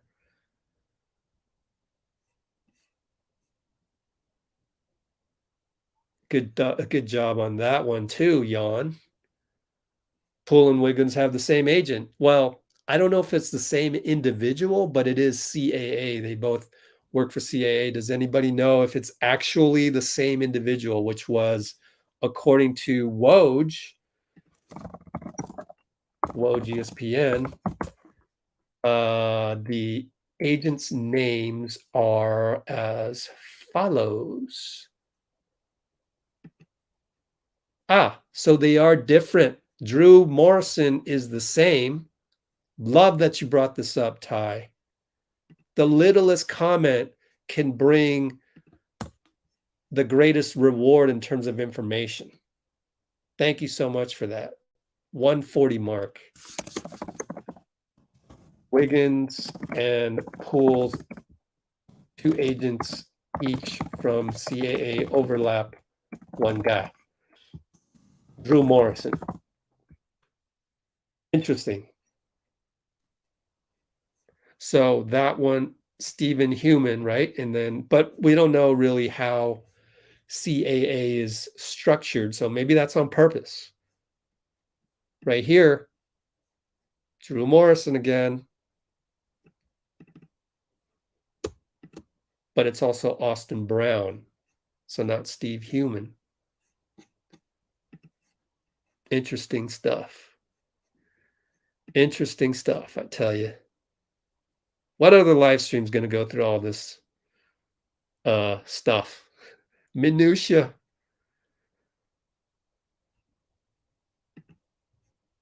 Who knows, man? Who knows? I would think that, just like somebody else was saying, Utah, OKC, they made some good draft picks, so they would kind of see the principle in it more, but it's all speculation. Yeah. The huge smile and also the bulging eyes from Jordan Poole. I love those bulging eyes. All right. Good stuff. Trey as well. Thank you for saying hit the like button, and Brianna even reminded myself. I am the 101st like. Let's try to push it up. We got 168. Everyone, please splash that like button. Thanks. Cooking my steak and reading news of the Warriors.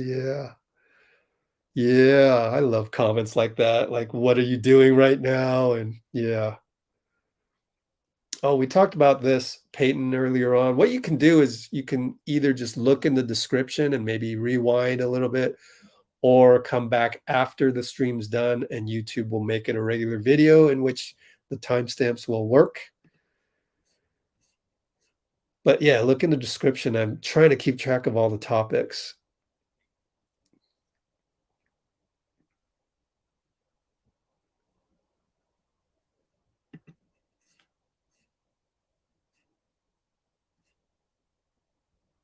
So Opie, what do you think? Does Draymond opt in? Of course, again, we're talking 8 months away, but I thought I would just throw that out there because Opie is a guy that has a spreadsheet in front of him, and you can punch in a number and see what the formula gives you out the back of it. So what do you think, just personally? But again, whatever Opie thinks, it's like, doesn't really matter until we hit the environment of June and July. Once we have the environment of June and July, then we can see if maybe he opts out and maybe all of that. So anyways, good stuff here. Yeah. Golly, Chase was genius.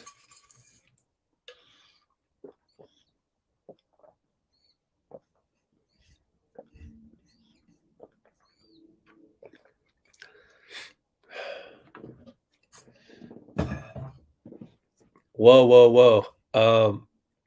Generally speaking, I disagree with that whole comment, but to say that Draymond is responsible for not winning the championship in 2019, that ruins your credibility, prime number 19. It ruins your own argument.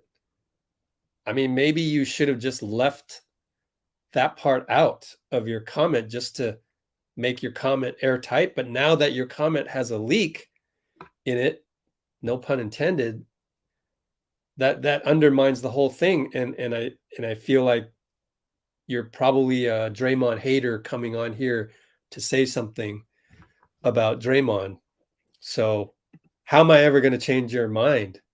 I believe you come on here as someone who does not like Draymond to begin with. So it's going to be very hard to change your mind anyways, as opposed to someone who's on the fence about it, or somebody who doesn't know basketball as well and is willing to learn and to add information to make a conclusion. I don't think you're one of those. So yeah, I'm just pointing out that your comment was flawed.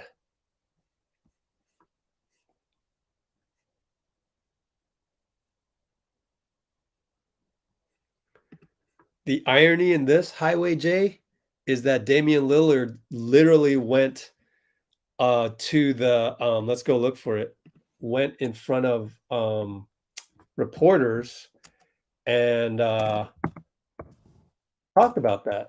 So let's look it up. Let's look it up. Lillard, Draymond. See what we get. Hopefully it comes up in the top right here. Let's look at this. Let's look at this. So 146 mark.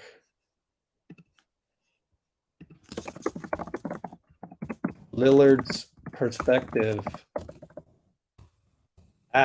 Perspective of Draymond's punch. Let's read this. If I can pull up the right screen. It's unfortunate when you spend as much time with your teammates, you want it to be positive, but I'd be lying if I said there hasn't been a lot of heated moments I've seen in my career. You wish it stays behind closed doors. The altercation itself, as wrong as it was, I think if you're a boxing fan, in boxing, they say you've got to protect yourself at all times. I think Draymond, who I know pretty well, probably walked away from that situation saying, I probably shouldn't have done that to my teammate. And Jordan Poole probably walking away thinking, when I push somebody, I should know that something may be coming back. That's it. That's an unfortunate situation. So he's seen it in college. In the NBA, it was a few scuffles, but both people were prepared. I think it's become a thing in the NBA where it's like, ain't nobody going to do nothing. Everybody's quick to say that. So when somebody does something, it's the end of the world. Like I said, it's unfortunate, but if two grown men are having words and one pushes the other, you've got to assume that something might happen. That's just how I saw it. So it's ironic that you're playing the card that Lillard grew up in East Oakland. He's never done anything like that, but he's seen it, and he does understand that Jordan Poole's shove was also an escalation. Should Draymond have just taken that ego hit? Yeah, he should have just taken that ego hit. In terms of hit is the wrong word. He should have just swallowed his pride and let Jordan have that shove. He should have just shoved back, but he escalated it. He escalated it. And as I said before, Draymond has pretty much spent his whole life in fight or flight mode in a dangerous city like Saginaw. So him escalating it, I'm kind of not surprised. I've seen escalations like this. I've had people in my league all out brawl. I've had gym directors go, Rich, we're thinking about not having your league at our gym anymore because that happened. And I'm sitting there going, okay, first of all, that wasn't my fault. Second of all, we're going to take corrective action to make sure those people don't show up. I've suspended them and stuff. Third of all, you've got to understand basketball sometimes gets this way. You saw it, malice at the palace. That's why we adopted rules that's why they adopted rules where you can't come off the bench. Otherwise, you get suspended. we can't do that. Like, how are we going to go? There's no replay in our rec league. So gym director goes, okay, we understand it. And it's a fact of life. So I've seen it. Because I've seen it, I'm not surprised by what happened. And it's not really as big a deal for me because I've seen it. Would, if you were, terrible example, always making the war zone examples. If you were right now in the Ukraine and then you got out of there and went into another situation where there was gunfighting, would you be surprised by gunfighting? Your brain would kind of be mentally prepared for that. Would you be startled by a gunshot? You wouldn't, because that's where you came from. So, if I've seen brawls in my own league that I organized, I can probably name 3 of them. We're talking a decade of games, 3 of them, all out brawls. Like, oh crap. And the immediate thing I think of after the 3rd one is like, okay, how am I going to, after it's been broken up and everything, how am I going to deal with the gym director now? It's always that. And I'm sure it was Steve Kerr and Bob Myers going, okay, how am I going to solve this at the 32,000 feet in terms of everybody's relationships involved? And it's almost less about the altercation itself. It's just more about like the details of the altercation, whereas everybody else who doesn't have that experience of an all-out brawl multiple times. And I told you that I've had that altercation with the teammate. So I've had at least 4 times where I've witnessed an altercation similar to that. And for somebody who hasn't seen it 4 times, I get how terrible it must look and all of that. But I've been around basketball so much that, just like Damian Lillard just said, it's not really that surprising to me. So let us move on.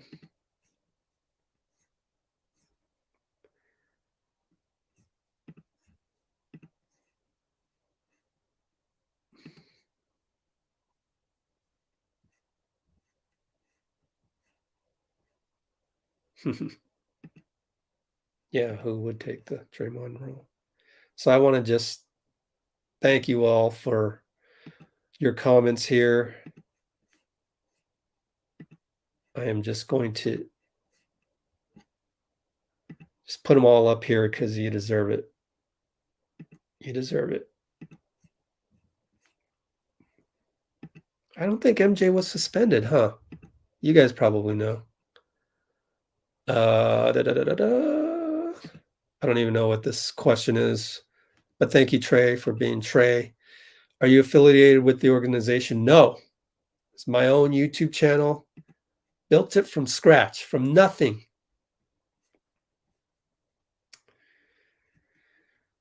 Okay.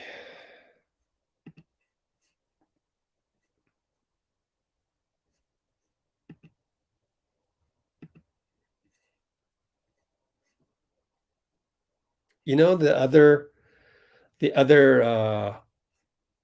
part of the equation that we kind of haven't talked about, but Draymond himself has talked about, is Rich Paul and clutch points.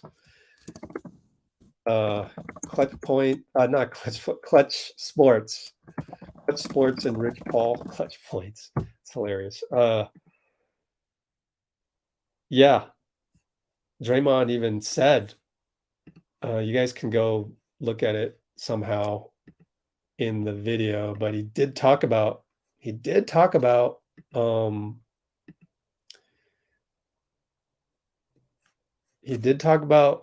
Clutch Sports earning their own reputation about getting him a good deal and everything. So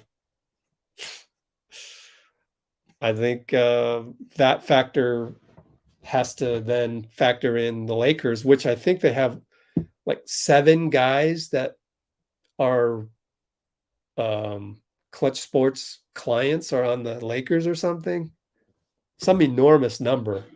So I think Draymond to the Lakers has to be considered just because of Clutch and LeBron and all of that. So I think that's a variable that will come into play.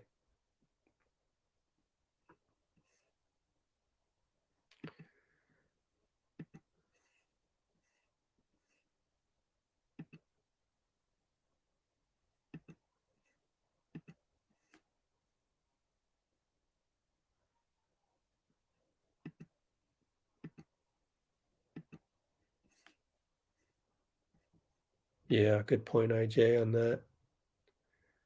Negativity kind of sells and negativity drives clicks and retweets. So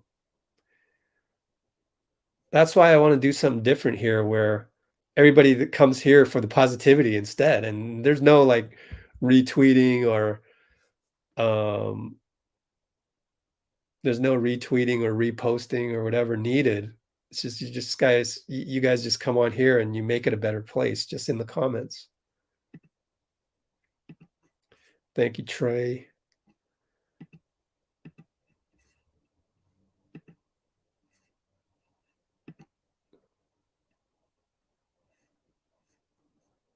I don't think Dre will be pissed. He said before that he doesn't count other people's money, and I've heard that repeated from certain individuals from his circle. So I really don't think the whole Jordan Poole jealousy thing is a thing. Just based on what I've heard, and I want to write that down in the comments, in the description. 157 mark. Draymond isn't counting Poole's money. Family culture. That's part of his family's culture. That is to say, Mary Babers would be disappointed if she knew that Draymond was jealous of Poole's money. She would be like, oh, how did I fail him on that account? We're talking about a mom that a household where they didn't go and get Christmas gifts for each other. And oddly enough, man, I should tell her this someday. Oddly enough, my family is the same way. Like, we're not really materialistic people. And just a hug and a kiss on the cheek is like enough for our family. Like, I know it's the thought that counts, and it's always great to give a gift, to go, wow, look how I was so clever in giving you this gift that you probably really love. But then again, there's that other side of the coin, which is, oh my gosh, there's so much pressure. I got to find the right gift for this person, where our family just goes, no, we never intended anyone to have pressure in figuring out what kind of gift to give each other. Let's just call the whole thing off. Like, you don't need to get a gift for us, because if you need XYZ, just go get it. Just go get it and fulfill that need, or just don't have that need. What would you need a, $80,000 car for, that kind of gift? And like, those are just luxuries that you don't really need to have. But that's my own opinion. That's my own family. And because our needs are so low, our ability to have gratitude for life in general and our situation, is that barrier becomes lower, and we're happier more, we found out. And isn't that the most important thing, is just try and be happy? So yeah, no Christmas gifts. Let's put it in the description. Man, I wanna talk to Mary Babers about that right now. Just to, oh man, it's gonna be a fun conversation. And FYI to all the people that think that Mary and I don't get along, FYI, it's hilarious. They can say anything they want on Twitter, make any judgment they want on you, and there's no really any recourse for that. You're branded by how one negative commenter out there and the bully philosophy of those apps, the how cool it is to jump on somebody. You know, that's what you're doing when you quote tweet and this and that. Reddit's the same way. It's Reddit is Twitter, but in a discussion group format, and you know, they can just say anything about you, and suddenly it's the judgment is the truth. We'll have Mary Babers on here eventually. I just have a lot of things to do, like this live stream, tomorrow's live stream. I want to kind of get a regular roster of beat writers on here. For example, Monty Poole has already said yes. Okay. But I would like to get a few more people to say yes. And really, the issue is to make them understand how great you are in the community, in the live chat. It's to make them understand that, and I think Keith Smith tomorrow is going to be warmly pleased by how great you guys are. I've already told him that. And it's so Monty knows about that. But whenever I want to get somebody on here, it's less about getting them on here and more about how do I educate a guy like Tim Kawakami to show him that you guys deserve his content. What comes out of his mouth, you actually deserve it. You've proven it time and time again in the live chat here. And I am the overseer of that. I vouch for you guys. So if I vouch for you guys, I go to Tim Kawakami, I go, you know how you are on Twitter? We're the complete opposite of that. I kind of want to sell him on that to make him feel like he's grateful for coming on to this channel. And that takes work. So I'm taking my time on that. There's no hurry. We'll get there. But check the box. Mary Babers, Dre Mom already said yes. Monty Poole already said yes. I'm building my squad here. So I want to get some other people. You know, I've already had Travis Walton. I've already had Bucketsworth, Charlie Torres, Clay's trainer, and it's through osmosis. Reed Osei, Wiggs' trainer. We've had Mac McClung's trainer on here. So through osmosis, and I should announce, thank you guys, 3 million views. YouTube, you guys, 3 million views in 2 weeks of training camp. That's a key number to present to a Keith Smith, Mary Babers, Tim Kawakami, whoever it may be, Monty Poole, Travis Walton, Reed Osei, Charlie Torres, all these guys. And it's because of you. So I'm flipping the script. Like I'm not looking for the retweets and all of the headlines and stuff. I want Keith Smith to come on board tomorrow to give you information, number one, because you deserve it. It's great to go advertise that. Did you see me hurry up and tweet that anywhere? No, I haven't even done that. Like who cares really? Like if 40 people show up on here tomorrow to hear what Keith Smith has to say, then those 40 people benefit from it. I don't care if it's 40, 20, 100, 147 right now as we have. To me, it's who deserves to hear that stuff. And I had a little bit of extra information that I told like my dad, and this is such confidential information. I haven't even really thought about how I would tell you guys. So I'm not going to do that yet, but I told my dad. I will tell you no, I can't really say anything about it right now. Sorry. But I told my dad, and in my text to my dad I said, I can't tell anybody else about this. But you, I will tell you because you deserve it. I can't think of another person on earth right now who I can't tell. I really can't tell this, but I'm telling you. Well, first of all, I trust him, and it's not like he's going to go tweet it or anything. I trust him on that. Like, he doesn't have Twitter. And I know that he'll keep it to himself because he enjoys that to himself. And really his circle of friends, they don't really understand basketball. So they don't really deserve that bit of secret information that I gave them. So I'm flipping the script, guys. That's just me. Congratulations to those of you who are on here. LGW flipping the script.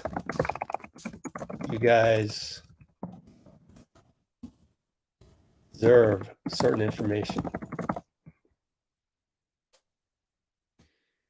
Okay, where are we?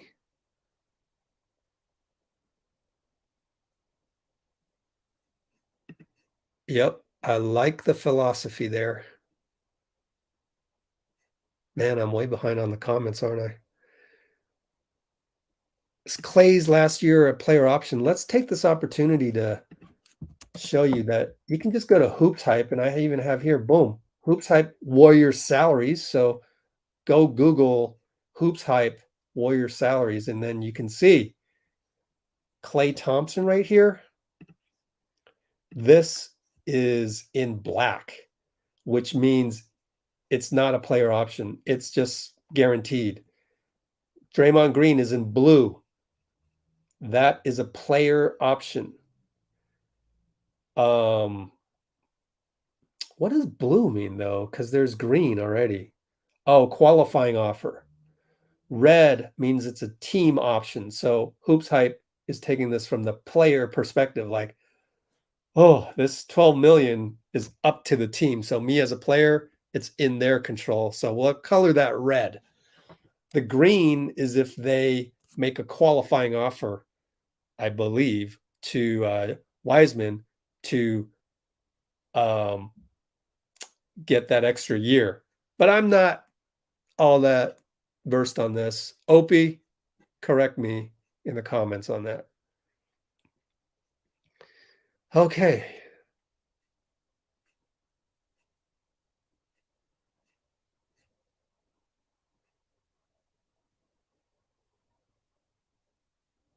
Ooh, yeah. Shout out Hazel. Jabs. Oh, jabs. Yes, yes.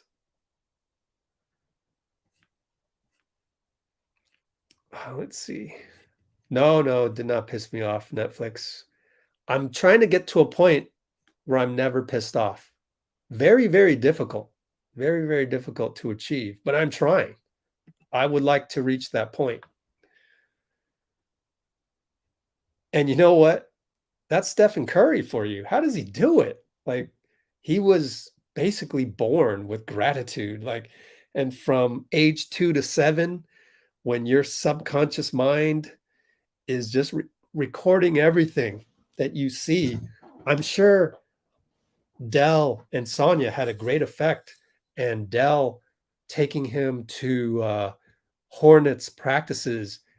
I'll bet you Del Curry said to Steph, hey, Steph, what I'm doing here for you, it's special, man. Like, do you see tons of other sons, let alone other player sons? Any random person, any random kid off the street, do they get to go to practice with me? Do they get to shoot around with Vince Carter? No, they don't. So you appreciate this stuff. And Steph, as a young child, 7 years old, he's recording this. And it gets planted in his subconscious and becomes a program that later he doesn't even have to think about gratitude. It automatically comes to him. Did you know that the frontal lobe, your conscious mind, really only operates 5% of the time? So when you're driving a car, who's driving the car? It's your subconscious mind that's driving the car while you're talking to your friend, focusing on other thoughts. You get 60 to 70,000 thoughts a day. So if you're preoccupied with 60 to 70,000 thoughts a day, who's driving the car? Who's going to the bathroom? Who's turning on the television at 6:30 p.m.? Who's, there's a lot of things that become automatic. And my point being that this incredible human being, Steph, has gratitude already built in to his subconscious. It's automatic. That's what I want to get to. And believe me, it's not easy. So hard for me because I used to be Draymond. I used to be Draymond on the court. I would use that negative energy. I would want someone to trash talk me because that gives me an extra turbo boost. The problem is that isn't really sustainable. And you know what? We can make the argument that it wasn't sustainable for Draymond because look what happened. But do I expect Draymond to make this gigantic change in personality where he feeds off of gratitude now? He's going to have to. I don't see it on the podium, but I've been reassured that there's a certain level of restraint that he has, such as not cussing at a referee, such as not getting into not taking a punch at an opposing player. Now we know he's never going to do that, right? So for whatever reason, that part of the equation didn't work with the altercation with Jordan Poole. And I hate the fact that I don't hate at all. I mean, remove that from my vocabulary. I want to move on, just like everybody else in the Warriors organization. I don't want to talk about the Draymond altercation anymore, but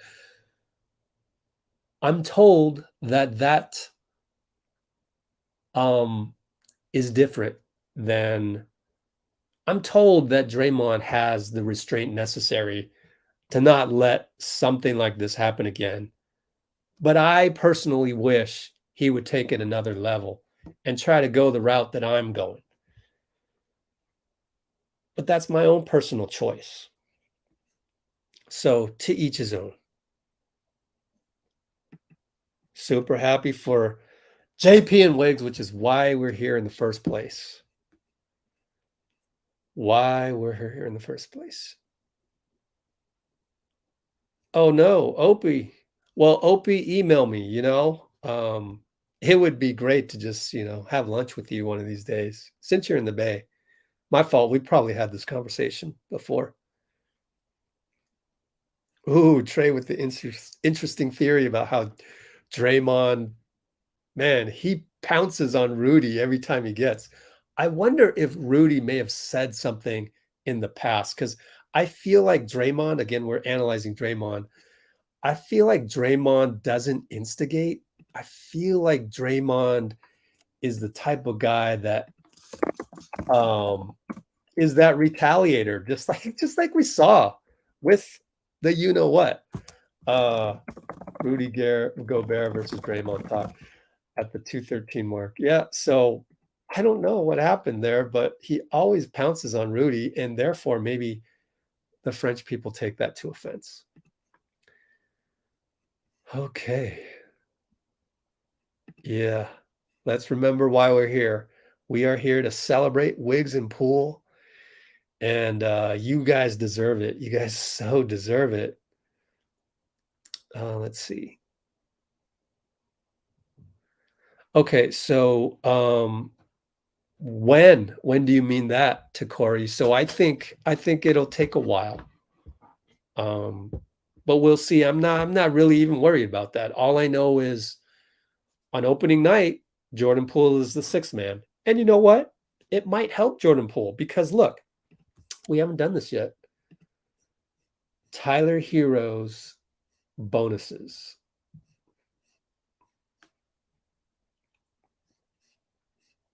Where is the list? Okay. Yeah, I couldn't find it. And what they did was they took this guy's tweet right here. I don't know who this is. Is that his agent? I don't know. Anil Gonya lists out some of the incentives for Tyler Herro. So we can assume some of these will overlap with Jordan Poole's. So 215 mark. What are Tyler Herro's incentives? And Jordan Poole is going to get a list that can accumulate to 17 million, whereas for Tyler Herro, it was 10 million. Now, if you add this up, I only see 4.5 million there. So I don't know if that means for 2 years and then maybe the MVP goes for the third year. So you got to add all these up to make 10 million, right? Somehow. And I don't know that it comes from that tweet, but maybe there's some combination of these. And then maybe one of the incentives for Jordan Poole is the six man award.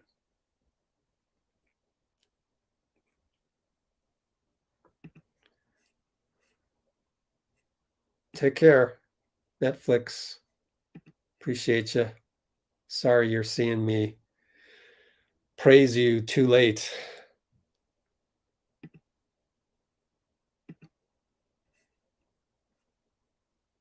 Good stuff, man. Kane, you, what's up? So I hope someone answered Poke Lul's question. It's in the description if you want to look it up. Yep. Good point, Jabs. We haven't even talked about that. The previous contract helped out in terms of he already got basically he got overpaid already. So if he had to take a discount, now would be the time. Perfect.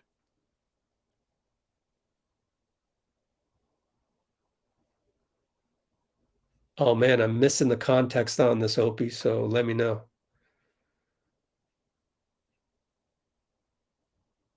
Yeah, but once Tyler Herro's numbers came in, it had to be more than Tyler Herro or the same, but it ended up being more. Yeah. Oh, someone said something on a 95.7. Damn, missed the context on this.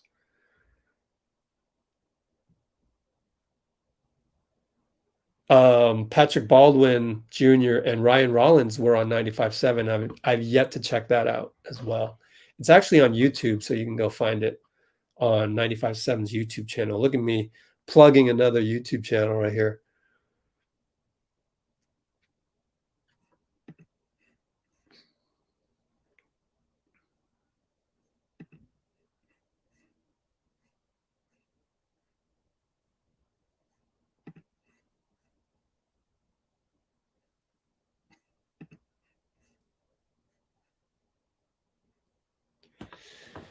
Klay getting traded. I mean, yeah, if you look at the numbers, you go, oh man, that's 40 million. Oh man, that's a lot. Oh, but then you're forgetting the culture part of it.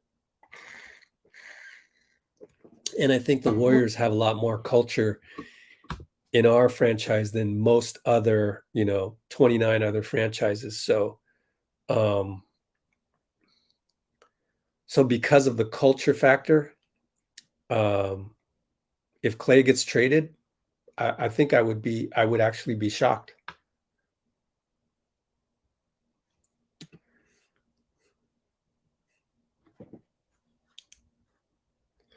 I'm going to disagree on Poole's number having anything to do with Draymond. No, it has everything to do with Tyler Herro.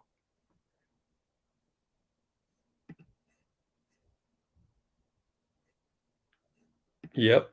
Also, don't forget, Jordan could have waited it out as well. He probably would have gotten more money.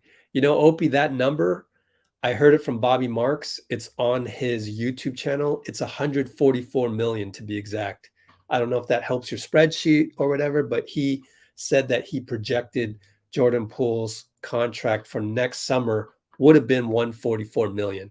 So the dollars keep going up every day that passes. So the sooner you sign a guy, the cheaper he will be.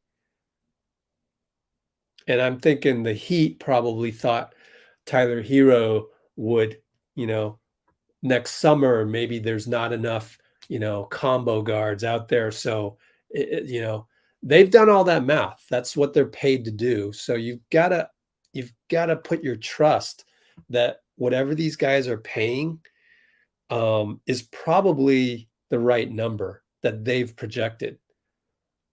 It's probably more likely that than, oh, the Heat are dumb, which a lot of casual fans like to just make that judgment because I don't know, they have their own agenda on whatever it is that they seek from social media.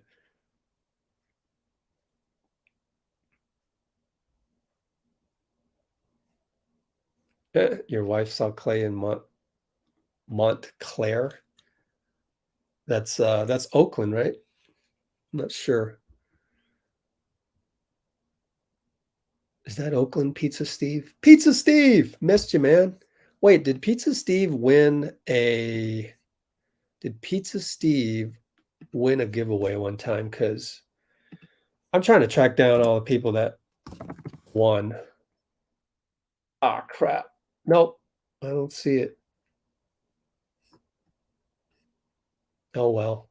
Is Archie on here? Archie won, and we lost a hold of him. Okay. Calvin Chu, what's up?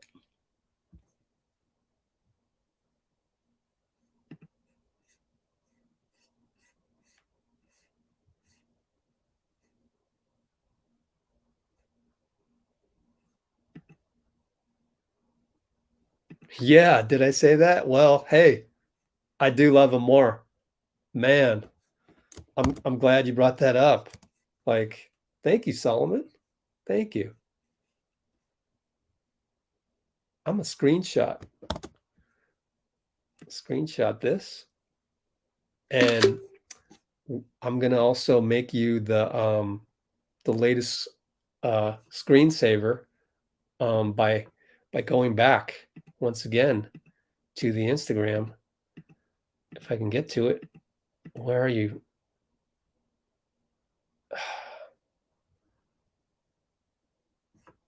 Warriors. Put that in my background and take a screenshot of this and make you the thumbnail. Appreciate that.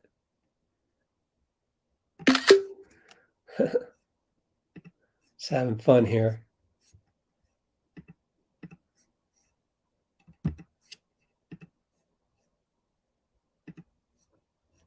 Cool. Send that to myself so I can post it on Instagram later. I'm making you famous, Solomon Darby. Just kidding. I don't know, maybe. Go to Instagram. Let's see.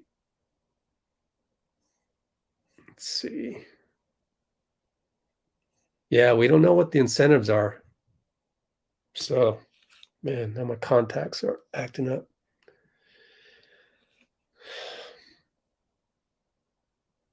Mm-hmm. Man, do you guys remember 12 million a year?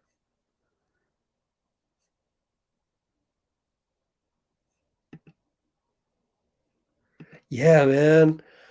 Poole, I saw it in I think it was the Anthony Slater article, had a 50, 39, 91 finals or playoffs, I think it was. My goodness.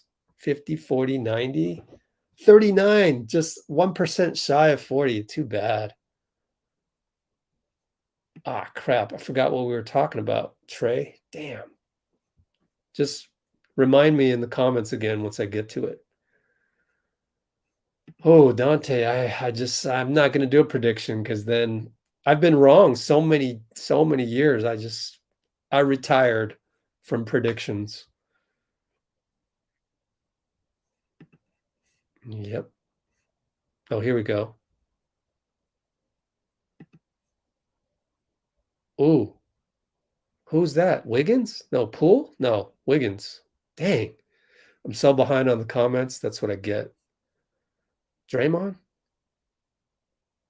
Klay? Oh, it was Klay. Yeah, yeah. We were talking about Klay. Ooh. Ooh. Wait, Klay was on Marcus and Tim's podcast? Man, how did I miss that? Damn it. Dang it. I missed that. Good advice, Calvin. But again, this was a locker room incident, and I've already mentioned how I've been told that we should have zero worries about Draymond punching any referee or opposing team member, or really anyone during a game.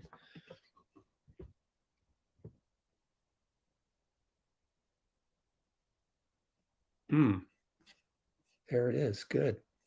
Trey. Oh, basketball inside.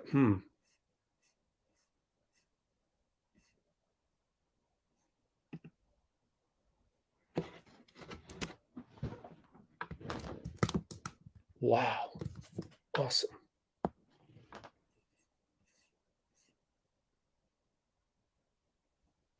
Pizza Steve, what's up?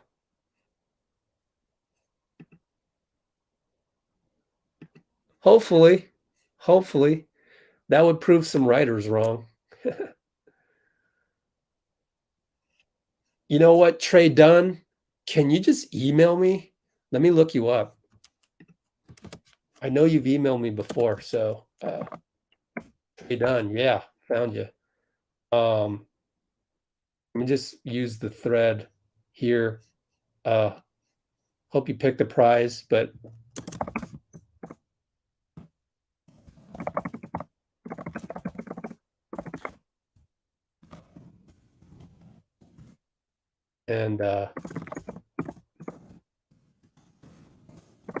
there, sent you an email. Good stuff, Trey. Let's see.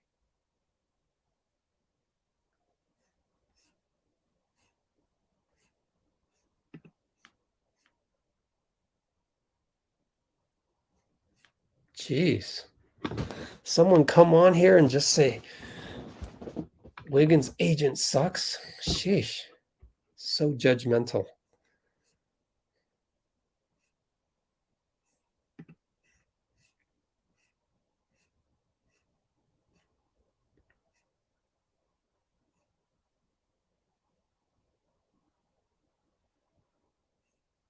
What? Your wife was working on updates to the what?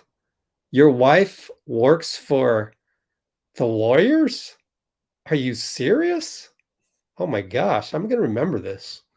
I gotta remember this. Really? That's amazing.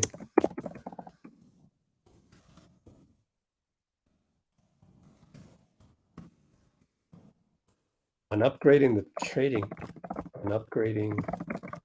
training facility. Wow.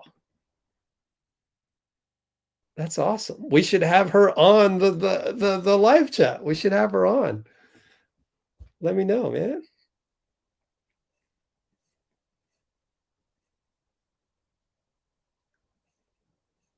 Joaquin, what's up? That too. Wiggins may have enabled the Dubs to retain Draymond. We talked about it at the top of the broadcast. You can look at it that way, or you can look at it, I think, more in a negative way, which is, this just means that they can't afford to pay everybody, and so Draymond's gone. I choose to think this way, that conspiracy has brought up.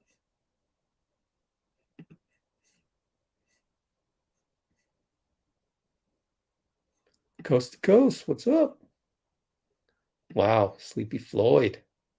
Yeah, man. Sleepy was great against the Lake Show as well.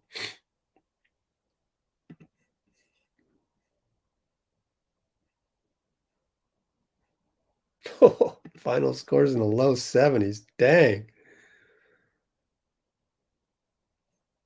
Wow.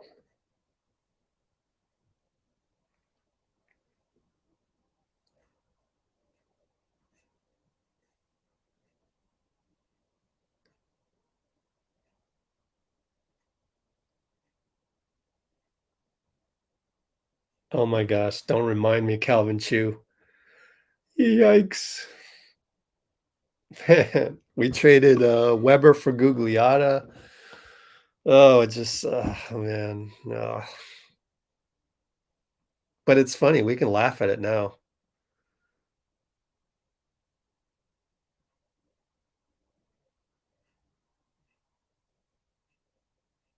Let's see. Oh, but yeah, Clay lives in Tiburon though. Oh, no, no, no, you're right, you're right. He does still have his residence in Oakland. My fault, pizza. Yep, yep. That'd be cool though, but yeah, we'll see.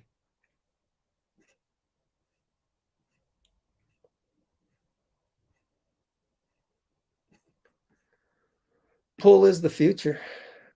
Question is, how far into the future do you mean?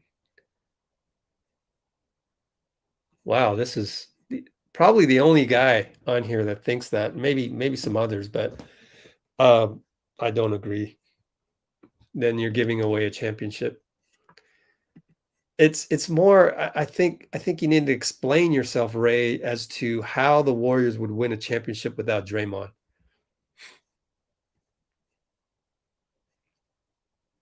Oh, okay. Well, I emailed you, Trey. Don't worry about it. Hey, look, I don't disagree. Draymond on the Lakers would be interesting. It would suck as a Warriors fan for us, but then I'd be happy for him. And we've seen that before. We're seeing it right now. Juan Toscano Anderson, right? So it's the business. So whatever. There you go. I agree with Palermo right there. And I don't know that we're screwed, but I do love the fact that you trust Bob. Because I think we have a good succession plan in place. Kirk Lacob, I mean, yeah, he's not Bob Myers, but you know, you would assume that most of Bob's influence will have been gleaned from Kirk and company by then, and his brother Kent. I was thinking about this the other day. No, I was thinking about this morning. Um, so this billion-dollar company that Lacob uh, has built.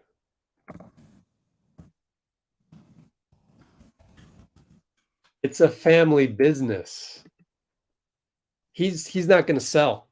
Kirk Lacob said that in an article, I think last at the beginning of summer, maybe. Kirk Lacob said that his dad is not going to sell the team.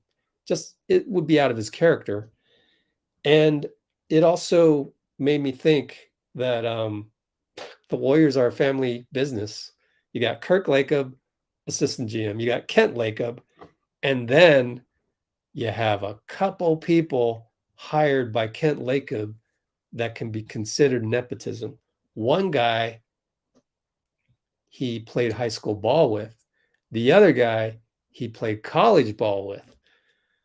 Man, this is a family business, man. This is a family business.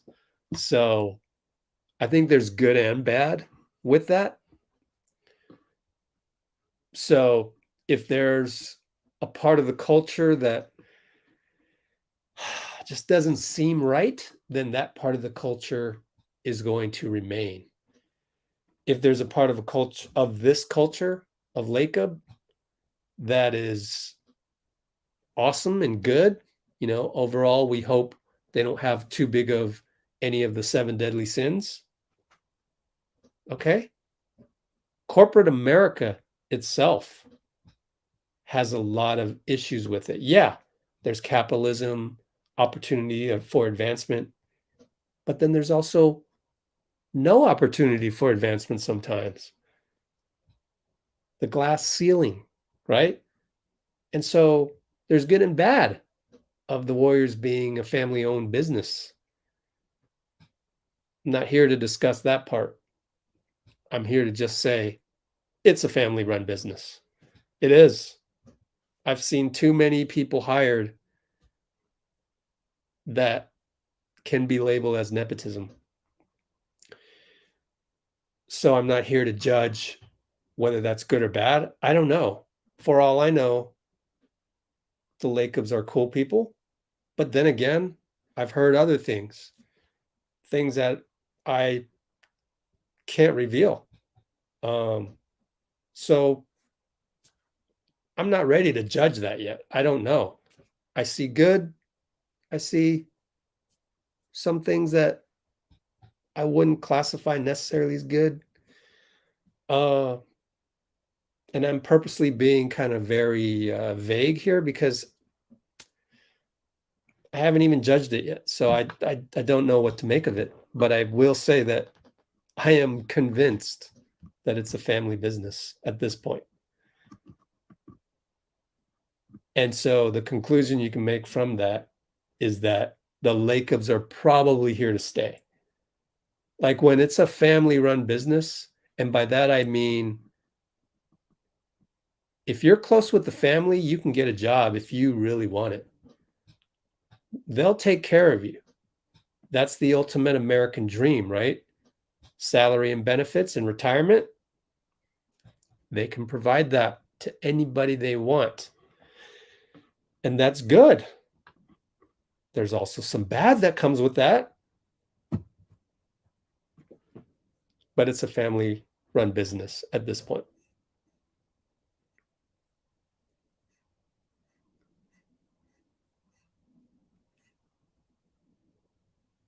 I'm just at this point, I'm going to skip some topics that I'd rather not mention or give attention to. And usually it's some criticism about somebody. So I'm going to just skip those.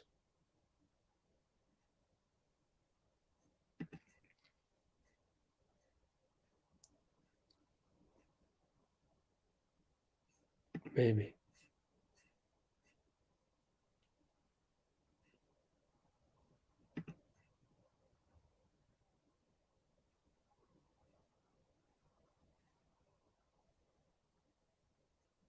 Poole basically did get 30 million. 123 divided by 4 is nearly 30 million base compensation.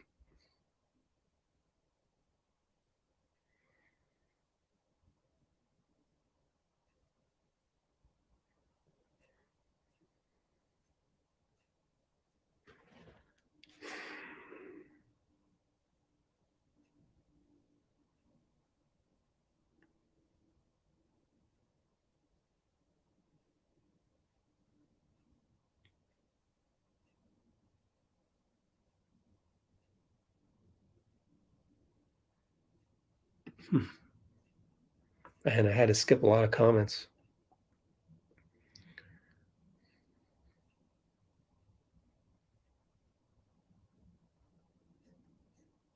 Wiggs is already with Peak, which is a shoe company out of China. So I don't know what you mean by that. USA and no, I think it's got to be exclusive, right? I mean, if you're Peak, why would you allow Wiggins to, I guess, different non-shoe endorsements? I don't know. Just looking at comments.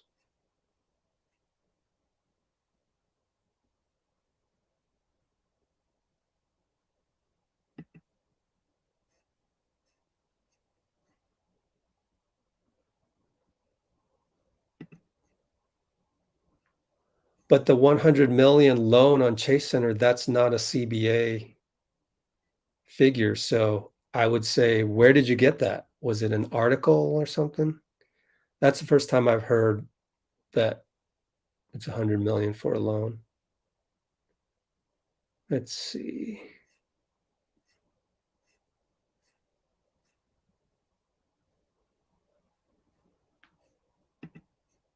I think Wiggins would have gotten a ton more money.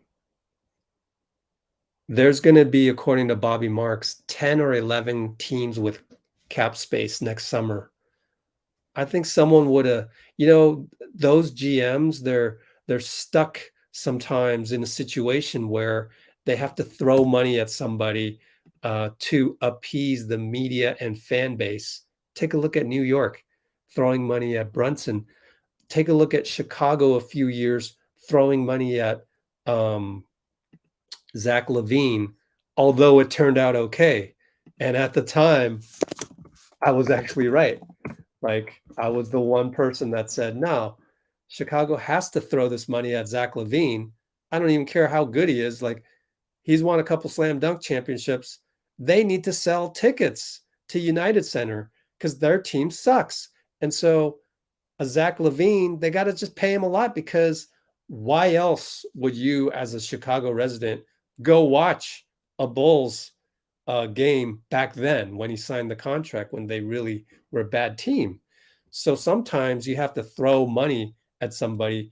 And if you're a struggling franchise and you have cap room, then you probably sign Wiggins for more than what he's getting now.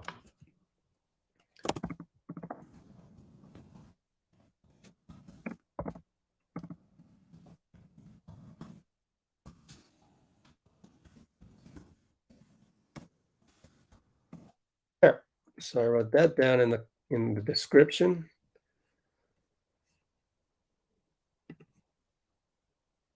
Yep. Got you on that one. Where did you get that number, though?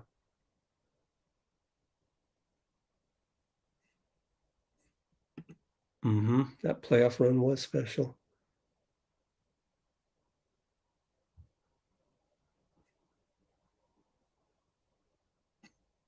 Yeah. Chef isn't going to let Draymond go anywhere either.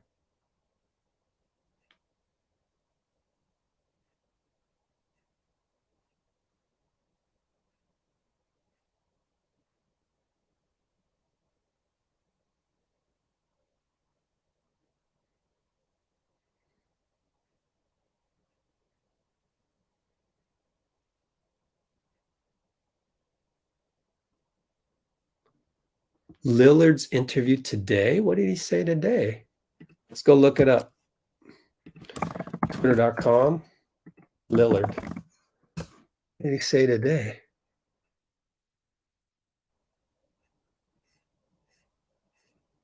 Oh, keep my shoes reasonably priced? Is that what it is? I don't know. 11 hours ago.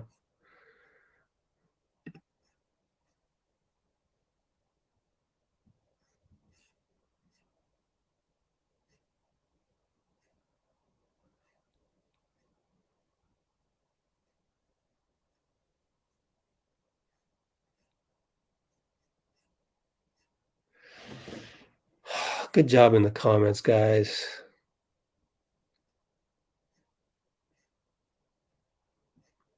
I'm going to check if I have Opie's email. Opie.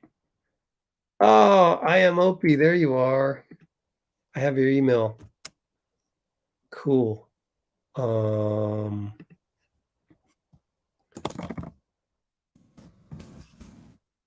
just sent you an email, Opie.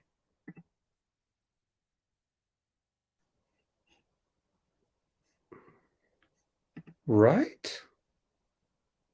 Isn't that the point? Isn't that the point? To root for your team.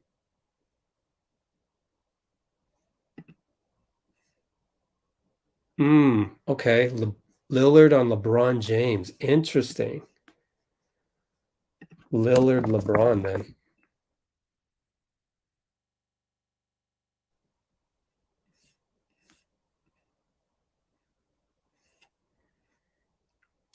Where's the article? I'm just getting all this other stuff, as you can see. Oh, opens up on okay, thank you. Mirror Sport, UK. They must have aggregated this. There's no way this came from Mirror. Let's see, revealed James. So I like to go to what? Is this the original? No. Man, what's the original? Oh, The Ringer. Oh, Logan Murdoch.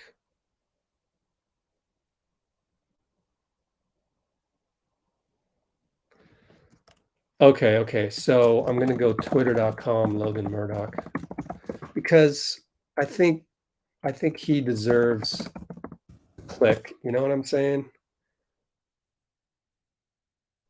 That's right. He follows me. All the beat writers follow me. FYI. You develop a relationship when you're in the trenches with the guys. And I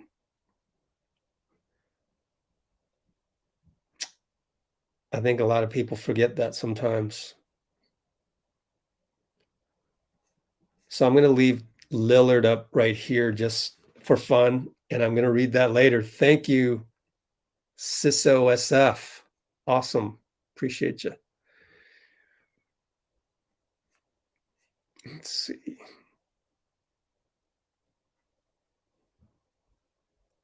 You know, I would make the argument that Draymond was going to play great anyways. I just don't see, on the court, his fire is his fire, and contract stuff doesn't really, motivate him. It's the actual basketball competition that motivates him, which thankfully to me, that's the way it is. Draymond will be motivated by basketball competition, not the salary. It'll be the furthest thing from his mind while he's playing. And that's great. That would be how I would play basketball too. So as a basketball purist, I'm glad Draymond said that. Somebody's making up stuff. Sources say they may trade Draymond for Julius Randle. No, I mean, unless a beat writer came up with that, unless it was Woj or Shams or Chris Haynes, I don't believe that for one bit. That's just clickbait, and you're drinking the Kool-Aid.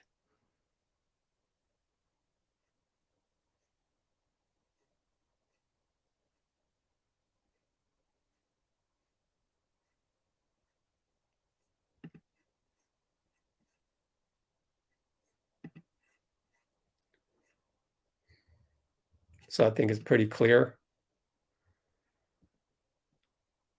Good question, Roland. Do I think clutch is good for the league? Do I think the league is good for the league?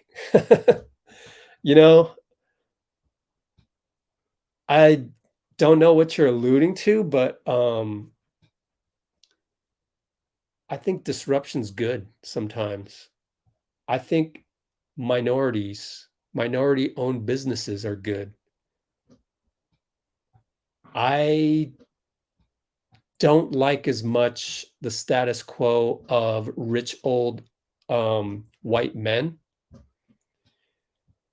And the more diversity we can get, whether it's through agents, whether it's through players, whether it's through owners, whether it's through people that you hire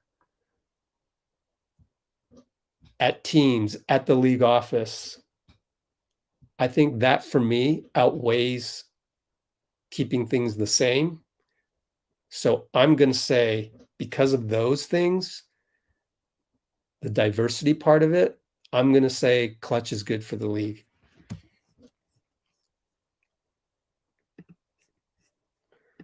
I think there's also an element of ego from the status quo that comes, that that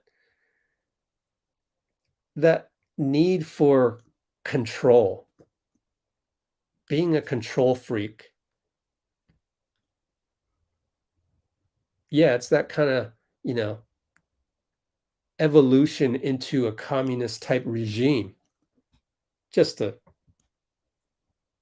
perk it up a little bit. It's like it flips back. And the only way to combat that is diversity, is new ideas, is checks and balances, youth, different color skin, different culture, different upbringing, different background. That should be embraced. And you look at the profile of ownership, board of governors, league office, pretty sure it's still dominated by a certain ethnicity, by a certain culture, and a certain way of thinking, therefore. So right now, I'm going to say Clutch is good for the league because it's a bit of a disruptor.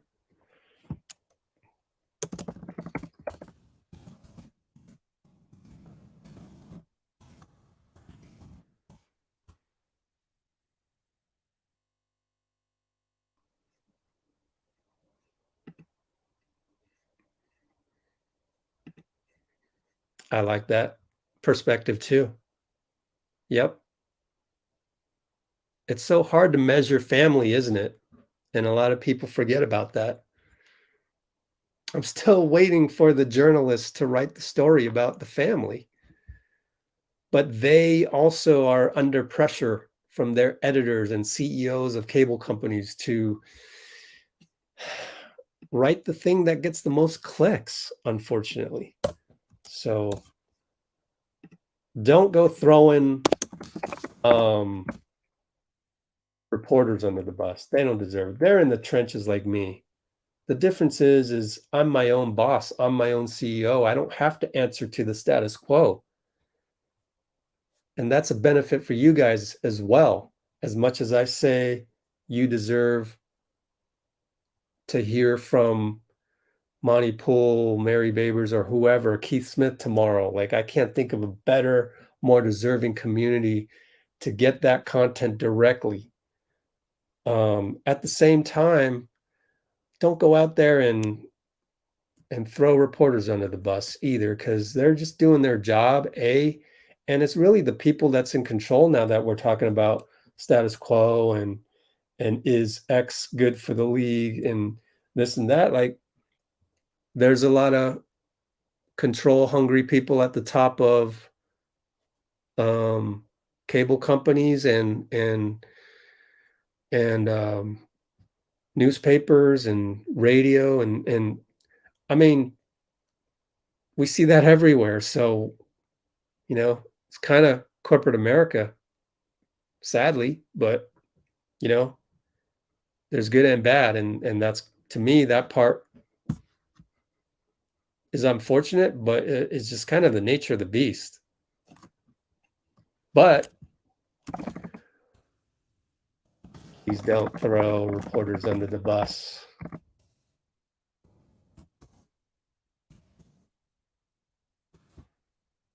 I'll just say that much.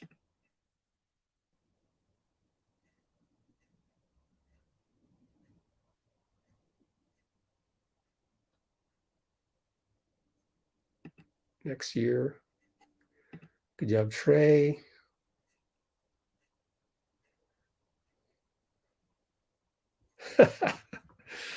Good point, Mo. I love that. I'm going to put that in the comments, in the description. 254 mark. What did you say again? Mo 14.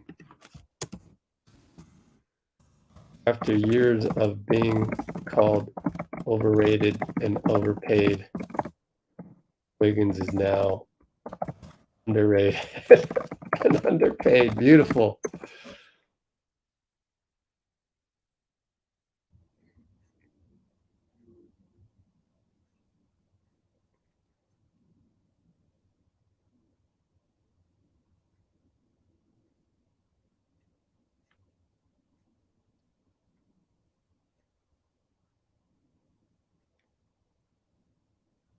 So this whole thing about taking pay cuts, I think also it depends on what Joe Lacob is willing to pay. So that's the whole other side of the equation too. So there's a lot of moving parts. I think just remember there's a lot of moving parts.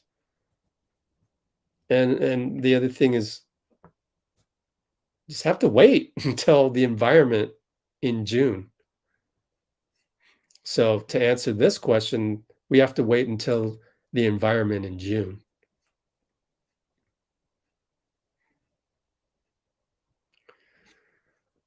Sorry, couldn't give you a hint on that.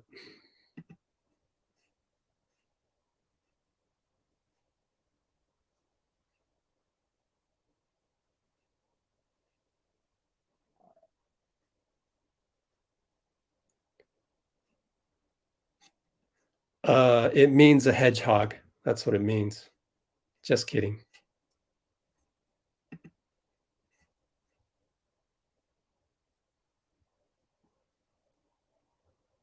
Huh. I would tend to believe so because um right now the salaries are so high. If you just got paid, you probably got paid a lot because it's now and not in the past. Steph Curry is no longer the highest paid player. So um I would tend to believe that Jordan Poole just got paid. He's a six man, so he's probably the highest paid six man ever. But I don't really know. Maybe there's some guy that, I'd be surprised from a different era. Definitely not, not the microwave Vinnie Johnson for sure. So who was a six man recently that may have gotten a bag? I don't know. Did Jordan Clarkson get a bag? I doubt it. But it wasn't too long ago that Tyler Herro was the highest paid, and now Jordan Poole's the highest. So it took a week for Tyler Herro. Tyler Herro got to be the highest paid six man in NBA history for a week. So I don't know. I don't know that it's a big deal.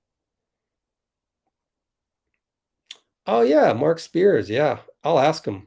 But he hasn't answered my texts or phone calls lately, but it's okay. I haven't really tried hard. So once I try hard, we'll get him on here. He actually was on my eons ago podcast, like 6 years ago podcast. So, but who knows? He might be busy, ESPN pays his bills and all that. So appreciate you too. I like the confidence right here. But don't jinx us. I know, huh?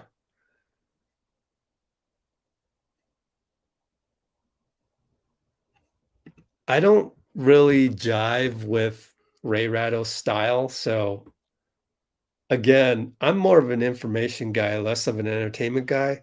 I can see how Ray Ratto's style is very entertaining, but I will say that his content is usually on point, and his delivery when he's not trying to be funny, um, his delivery is good in terms of like when Damon Bruce says something that's just, one of those eye rolls, just one of those, no, I don't agree with you on that.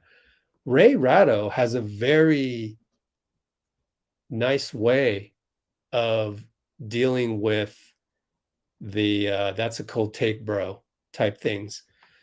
And I'm not here to throw Damon Bruce under the bus too. He is one of the best monologue people that I know on the radio. I'd certainly listen to him actually before Ray Ratto because I like Damon Bruce's voice better. And that's what it's all about on the radio, isn't it?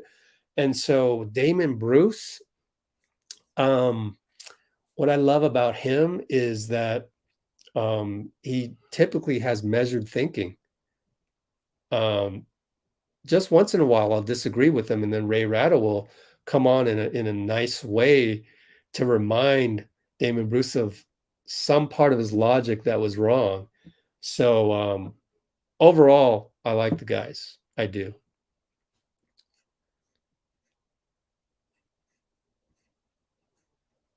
Yeah, but an intuition is also jinx. I just gotta say it. Like,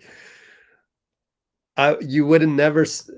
I appreciate you as a fan having that passion and confidence, because sometimes we need that. It's certainly more welcome than the negativity.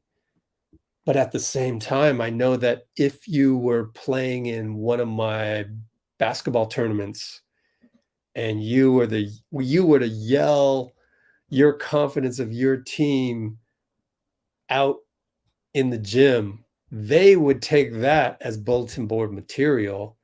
And not only that, there's this thing called karma. There's this thing called like basketball gods, where you don't want to upset the basketball gods. And I just don't know how to explain it, but it's like anytime, it's like eating that humble pie. Like after a while, you realize you just don't brag. You just don't predict. You go into a tournament and you look around the gym and you go, yeah, I think my team, we got the most talent. We're going to crush these guys. You do not verbalize that. After a few years, you learn to never verbalize that.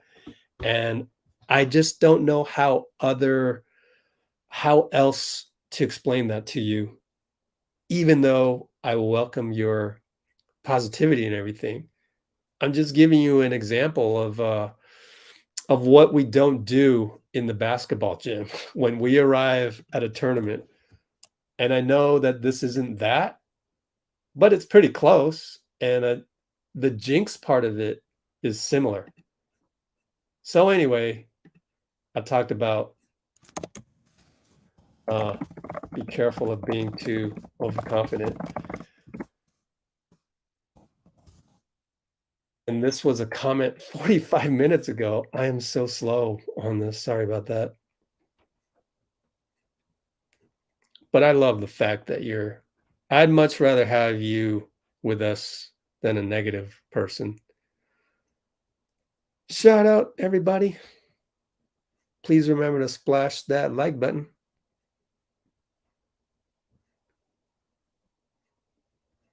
Okay, I'm going to try and go faster. Yes, 2 ways. I think they leave the 15th spot open. Don't you guys think? Probably.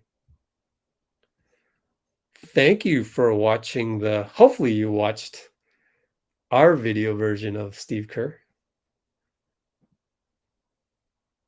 Yep, we were looking at incentives for Tyler Herro, DPOY. That is unlikely. Yeah. Uh-huh, man. Generational. I love how Wiggins last year literally said, it's generational wealth. He gets it. That's probably why he took a discount. He understands that this is generational wealth. What do they do with all that money?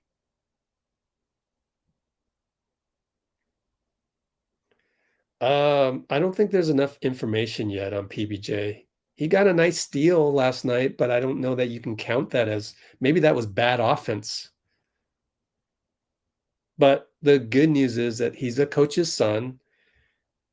It's likely that his learning curve is a lot smoother than the average player.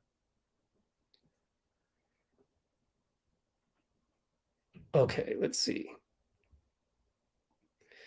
40 million is such a big number right now.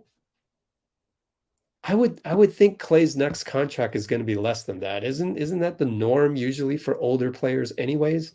It's going to be less probably for Steph. So that's not a bad thing. He has to work on his shot.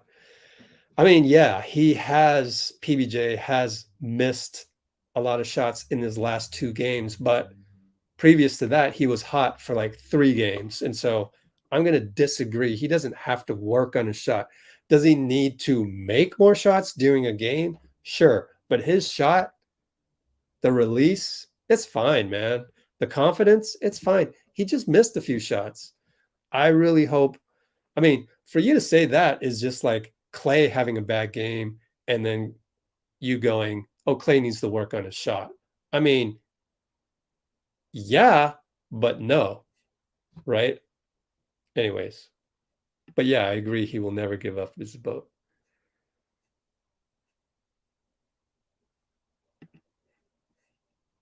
Klay lost his hat in the bay. Yep. Yep.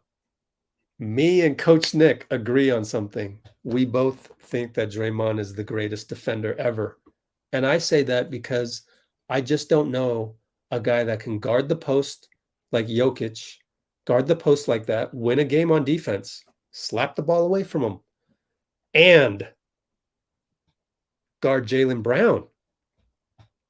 I mean, who can do that? Who can cover two different types of players like that? I just don't think Bill Russell can do that. Sorry, Dean. We will forever disagree on that, but that's fine because we agree on everything else. So yeah, I'm going to put that in the timestamps. We're over the 3-hour mark. Jeez, what am I doing? Draymond, in my opinion, is the best defender ever. Jokic, Jaylen Brown. Right? Who can guard Jokic and Jaylen Brown? Or Jaylen Brown and Jokic? Wow. Let's see. What else we got here?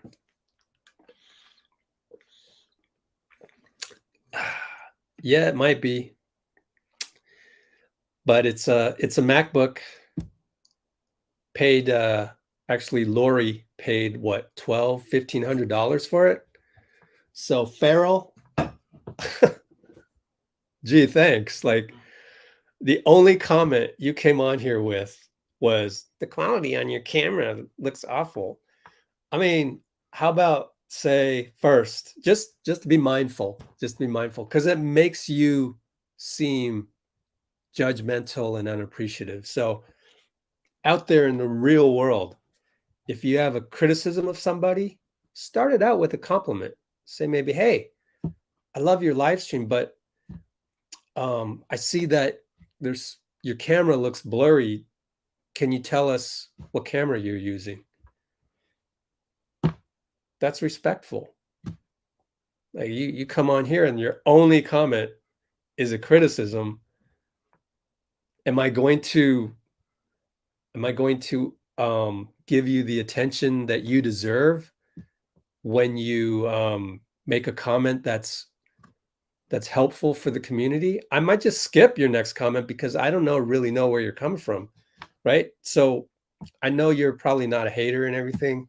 I'm giving you the benefit of the doubt, even though I wouldn't know if you are or not, right? We're on social media, so actually there's a higher percentage of you. There's a higher random percentage of you being a hater, but you're probably not. I'll give you the benefit of the doubt.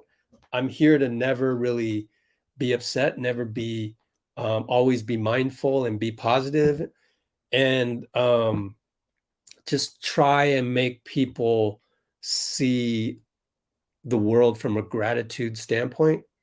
So that's my opportunity right now to maybe teach you something. But if you don't want to be taught, that's fine too.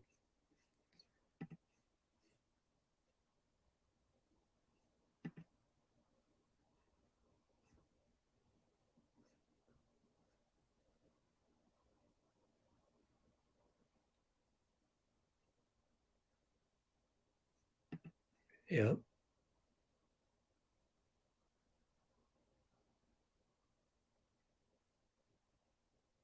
Yeah, but then it depends, Blasian, on what do you mean by solid? And we can't really know that until we know the environment in June or July of next year.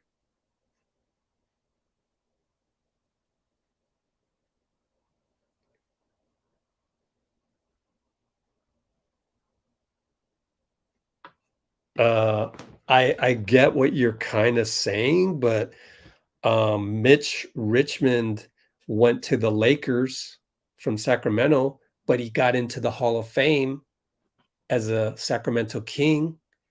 Um, I mean, we don't really remember Jordan as a Washington Wizard. So if I'm reading your comment at face value, Dre won't be forgotten. He'll be remembered the moment he gets inducted into the Hall of Fame.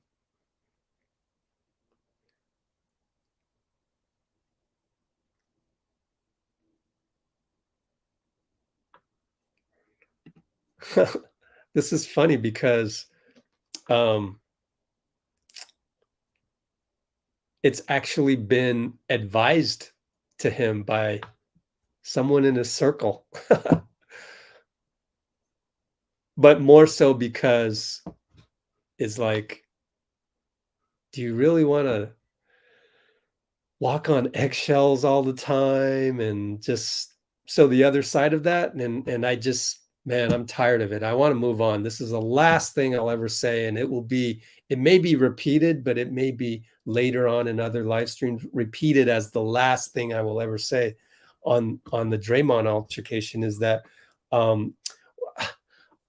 we kind of forget all the good that he's done as well. So it's never just black and white, right? And I think Bob Myers understands it. He said it in his last interview. He said that I've seen Draymond do great things and be, I'm paraphrasing here, just be a positive for this organization. So yes, what just happened was terrible, but I don't think the Warriors want to make Draymond feel like he's under the microscope all the time, right?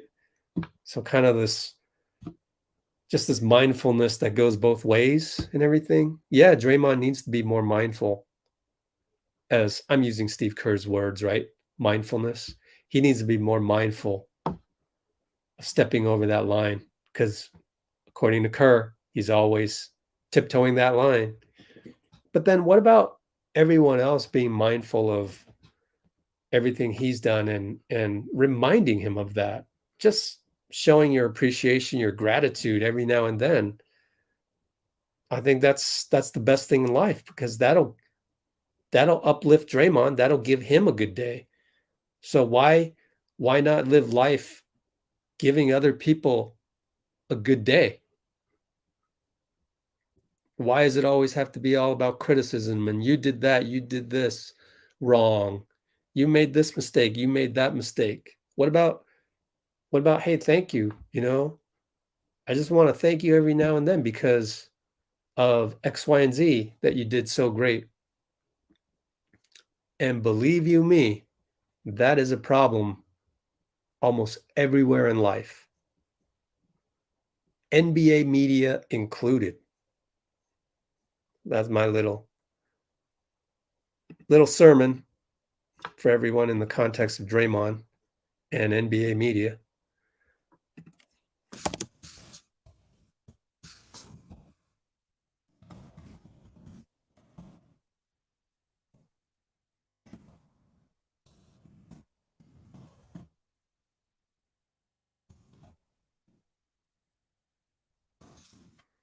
Okay, let's see where we are. We're dwindling in the concurrence, but at the same time, I'm just getting through the comments. Oh, thanks.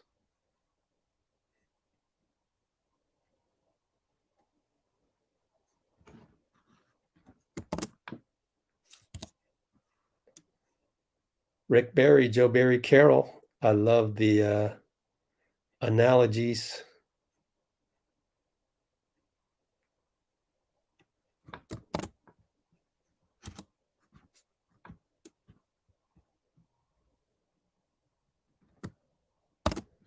I'm saving some of these comments. I love it. Screenshotting some of them. So we got our Rick Barry, Joe Barry Carroll reference for the night. Netflix is back. Wow. What did you go do in the 3 hours and 15 minutes I've been on? I love it when people say hello to each other on here. Pretty cool.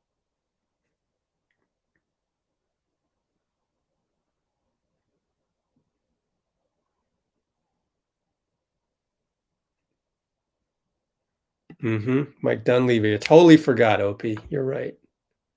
Dang it.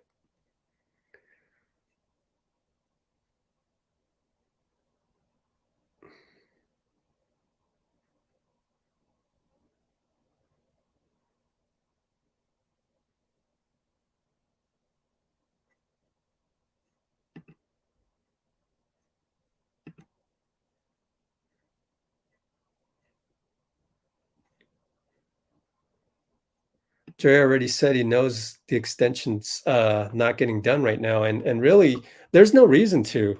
How many Draymond knows this. How many guys that have a player option coming up get extended? I would think that's close to zero.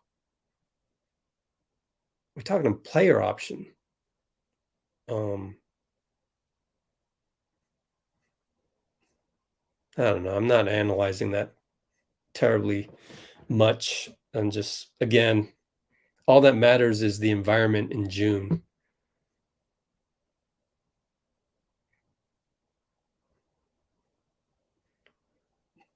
Oh, what's up, Brazil?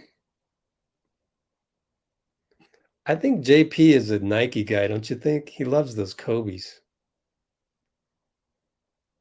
Oh, Niners, Warriors. Check out our in the description. I put timestamps, even though you can't use the timestamp until we're done with the live stream, but still, is there? Bunch of subjects.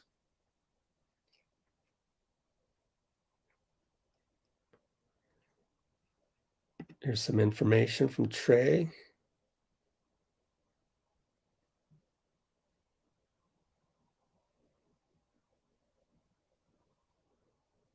Okay, cool. So Opie is telling us where he got the $100 million loan per year part for Chase, which quite honestly, if you're, I don't know, Chase, Chase Bank, who was the one that gave him the loan? Maybe it was JP Morgan. I've heard that name. Actually, it's a lounge inside there. It would behoove them to extend that loan. That's free money. You don't think Chase is going to make enough money to pay off that loan? You just get that interest payment. Love it, you know. But at the same time, it's smart for Chase Center to do that so that, you know, there's a little bit more money to work with, working capital. It spreads the risk out. So there was always going to be a loan involved. Like if you're talking these multi-million, multi-billion dollar deals, there's always some sort of loan involved. And that's why banks rule, man, right? Banks rule the world as long as money is like the main thing, which I share Gene Roddenberry of Star Trek's vision where we don't need money. We have all the wealth that we need. You know, I drove around San Francisco today. Saw like a homeless guy. We have enough to feed him. I went to this health fair. I got this turkey sandwich, but actually I didn't want to eat it because it has mayonnaise and white bread. I just don't eat that stuff. An apple, I don't eat apples. I like all other types of fruit other than apples. I just don't like apples. It had little thing of pasta. I don't eat pasta. I try to lower my carb intake. My blood pressure was perfect. Found out I'm 6'1", baby. Over the 6-inch mark. I actually grew. I was once measured at 6 feet exactly, but they measured me. I had some thin soled shoes on today, so it wasn't that big of a difference. But yeah, I was so happy to be over 6 feet. But anyways, my point being, this snack that I got, this box lunch, I wasn't going to eat it. And I'm like, I should just give this away to a homeless person, but I couldn't find anybody. around there, which is also surprising because San Francisco has so many homeless people. You would think. And I was in a area of San Francisco where it wasn't, it wasn't like well-to-do or anything. It was just average. And you would have thought, the way that the homeless crisis is going in San Francisco, that I might have bumped into one, but I didn't. But point being, I got to thinking, there's enough wealth out here to make sure every homeless person is fed. Come on. Andrew Wiggins could solve that problem if he really wanted to, right? Jordan Poole could solve that problem, after they've accumulated. Of course, you got to divide by 50% taxes, but overall, right? And man, banks rule the world, which is my whole tangent here. Is that's why it's almost like the bigger the bank, the less they care about you, right? Like, who are you gonna call when the I don't know, ATM gives you $20 less, or when I had this happen to me once. I deposited a check that accidentally they didn't have their signature on it. It was actually a paycheck. So this was like, direct deposit is the thing to do, obviously, but I didn't have direct deposit for that. So I had this check from someone I was working for, and I didn't notice that they hadn't signed it. I put it in the ATM machine. Pretty soon after that, turns out that they debited the exact same amount. I had to go to the bank and say, what happened with that? Are you going to be able to call this gigantic bank and get someone on the line? So I would highly recommend everybody don't sign up for, be careful. Know what you're getting into if you have your bank account at some humongous bank, because they don't care about you. They're going to get the $100 million loan from not Joe Lacob, from GSW LLC, from Chase Center LLC. They're worried about that. They want that. They don't care about you. So just be careful. It's my personal experience. So now that I've driven away a ton of people and we're down to 97 concurrents, let's keep looking at stuff. But hey, I've spent 3 hours and 20 minutes talking about everything else under the sun that's Warriors. So they will not extend Draymond because they don't need to. And it's too volatile. Besides, it's kind of the ball is in Draymond's court, really. So yeah, they don't have to.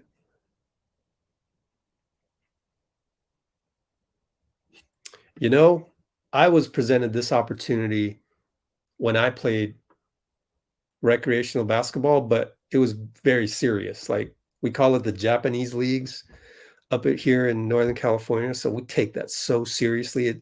But the cool part about that is that we felt like we were in our own little NBA. Nobody got paid or anything, and we had to pay to, gym rentals and registration fees. But I tell you, I had the opportunity to join a championship team, but I went the Dame Lillard route. I wanted to build my own championship team because I was confident and arrogant like that. And I thought I was pretty good. Turned out I really didn't have the same success as the championship team. Turned out that maybe everything would have been okay had I gone to the championship team. Maybe I would have inherited the team after a few years. I would have been the go-to guy. I would have been the guy that they double screen for and run elevators for. I'll never know because I didn't go that route. I went the other route, but I don't regret a thing because here I am with you guys. If I'd gone that route, I might have just had all my glory during my playing days, had all my, now I would reminisce all the time. I don't reminisce anything now because I'm here with you guys, and this life right now is pretty awesome. So I had that opportunity. I went the Dame Lillard route, but it won't necessarily get you championships because it won't necessarily cement you into the Hall of Fame. It won't necessarily, you might be more famous joining that championship team and becoming the man over the evolution of that team. So I'm glad you brought that up. So that just, man, I've been through it all at an amateur level, but I've been through it all. Lillard likes to construct own championship team, but is that good?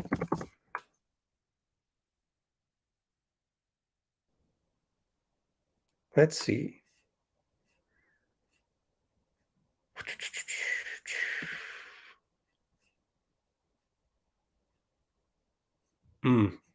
Very, very good point, Opie. Yeah, it's kind of fortunate that now we're the sort of the dark horse again. We're the underdog. We're the we already got the target on our back, and the haters have already taken their shots. So it's kind of good that we can get that chip on our collective shoulders.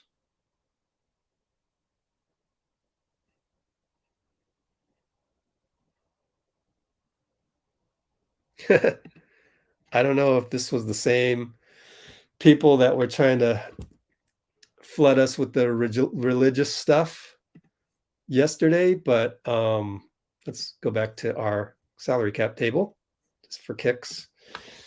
But to answer your question, I don't believe that there'd be a entity so judgmental to banish you to a hell forever. So I don't believe in. Do I believe there's a God? I believe there's a divine intelligence out there.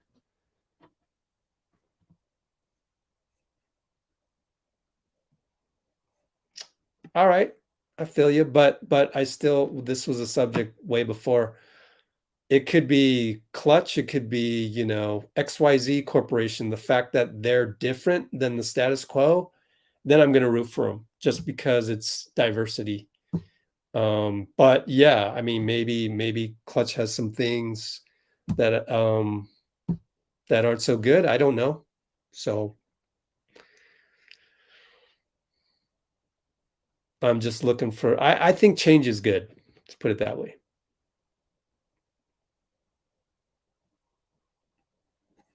Oh, we got a little talk about Dante DiVincenzo.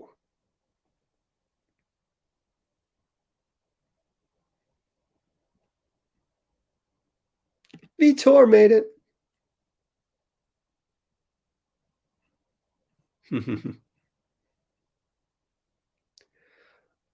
I don't have Filipino blood, but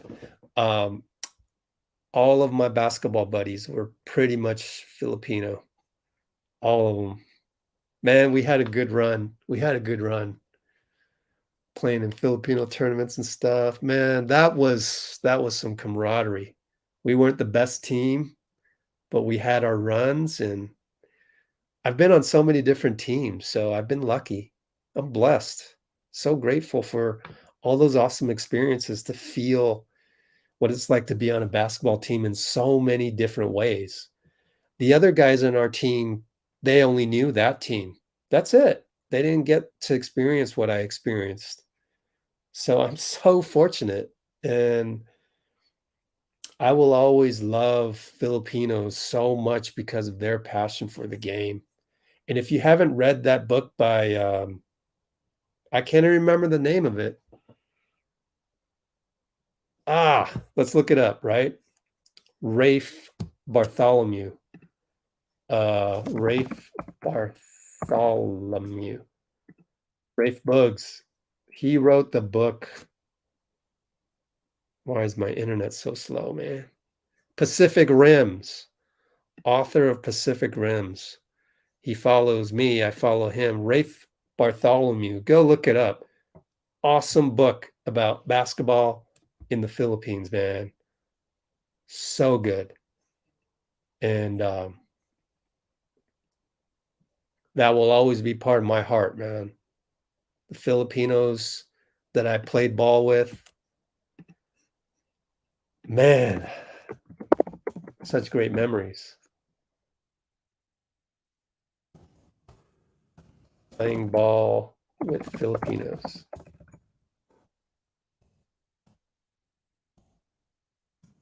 Pacific Rims by Rafe Bartholomew. Check it out. And we talk about everything on here, don't we? Crazy. Ooh, you're right, Bruce. Russ Westbrook is a 6-man. Good point. Good point. Sorry to get to that an hour later or whatever that was, half an hour later. Yes, he definitely, Wiggs did a favor. Yes, yes. Damon and Ratto, shout out, even though I did have a tiny, tiny bit of criticism, but not big.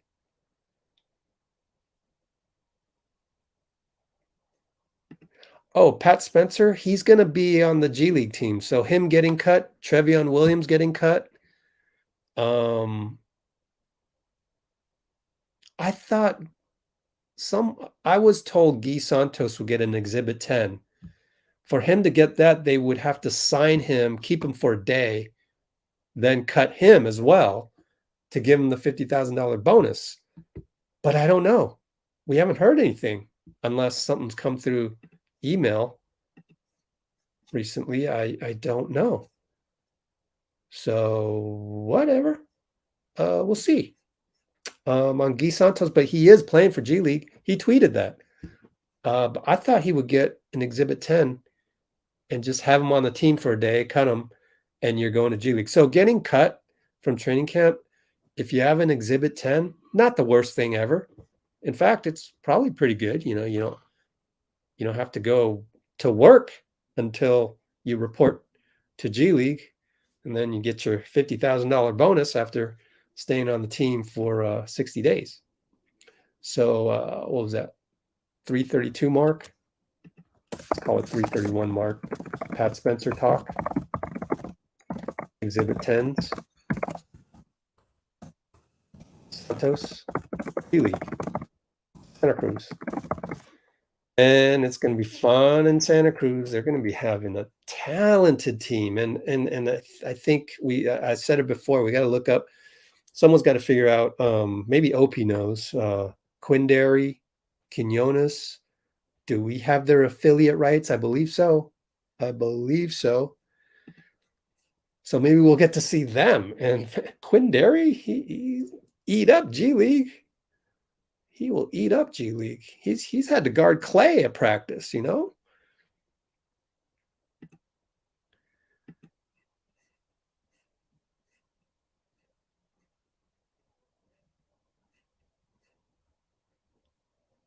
Yep, agree with you there.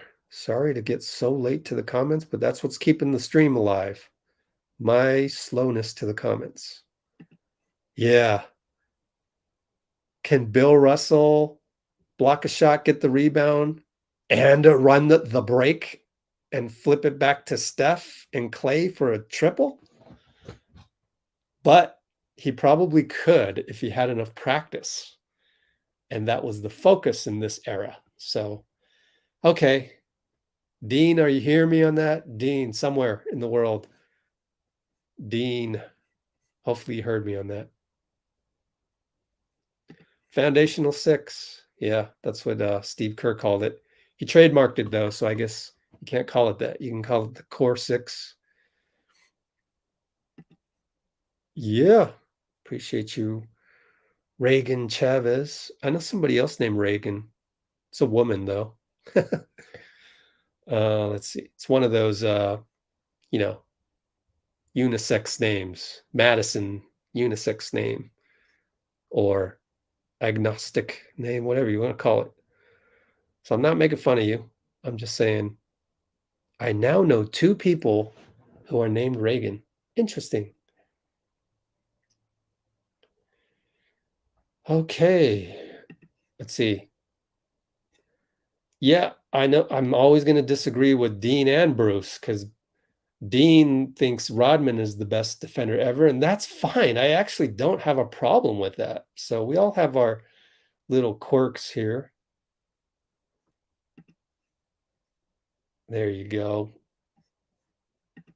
There you go. Okay, what else?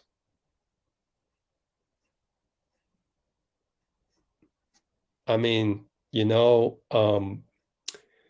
here is like, I mean, the era of this, the NBA players of this era are less confrontational. They just are. So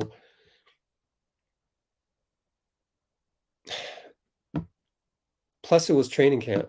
So anyway, it's hard to want Steph to have been there to stand in between JP and Draymond, for example. But I told myself I wouldn't talk about the altercation anymore. So we're moving on. I'm just saying in general, the era here that we have is a lot less confrontational than previous eras. There can be no argument on that. You can't disagree with me on that. This era is the least confrontational era ever in basketball, maybe until basketball was invented, when they didn't know what they were doing. So they were, nice. And then, we don't know. Nobody was there. Nobody alive was there to say, when they hung the peach baskets, yeah, it was like people were being gentlemanly to each other. No, could have been, we don't know. Could have been they were playing like football, grabbing after that ball, trying to get it in the peach basket where there were no rules. Who knows, right? Or there weren't as many rules as they were now. And we didn't know what it was like. But I'm going to tell you that right now, this era is definitely a lot less confrontational than the previous one, and the one before that, and the one before that. I didn't need to tell you that for you to know that, especially you historians that, knew that Kermit Washington knocked out Rudy Tomjanovich and almost killed him, knocked him out, swing, punch. So the point I'm trying to make, just remember how non-confrontational this era is. So if you are confrontational, it's going to look worse.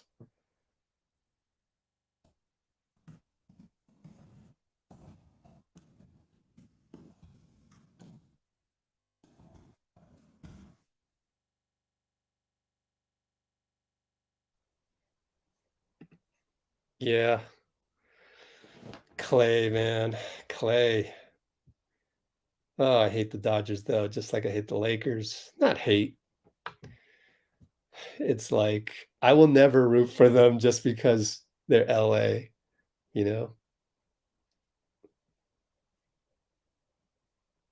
Dean. Oh, man, really? Wow. Yo, what a compliment. Man, you made my day, man. Oh my goodness. I'm screenshotting that, man. Not only that, I'm going back. I'm going to pull up the Wiggins one.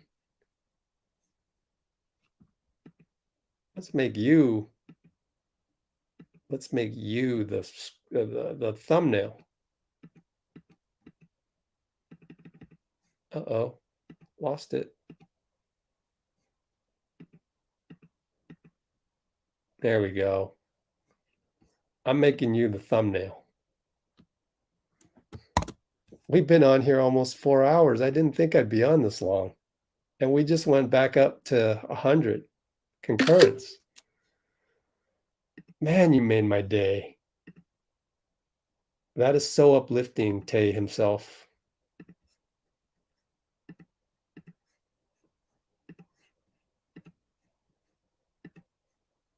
Wow.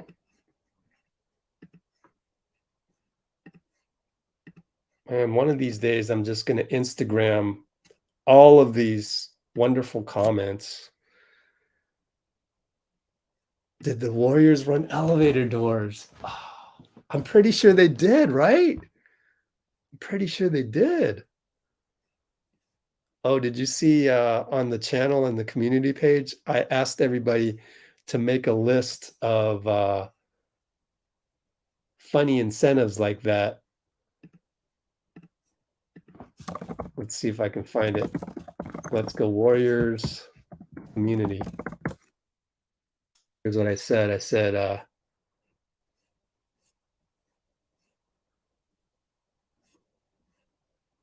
what? Is it not on there? Oh, there we go. What do you think are the incentives? Wrong answers only. And I said, the first thing I said is double behind the back move in traffic, floater good, no call by refs. Give them $1 million. That's what I said. And then there's probably more. I haven't checked it. Maybe a hater or two in the comments, who knows? But hopefully the majority of them are fun and we can read them. Like this guy, a mill every 30-point game without a baddie in the front row. Hilarious. Oh my gosh, 10 out of 14.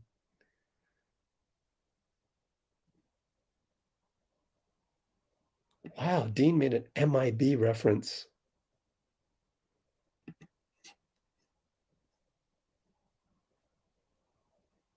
Okay, let's see.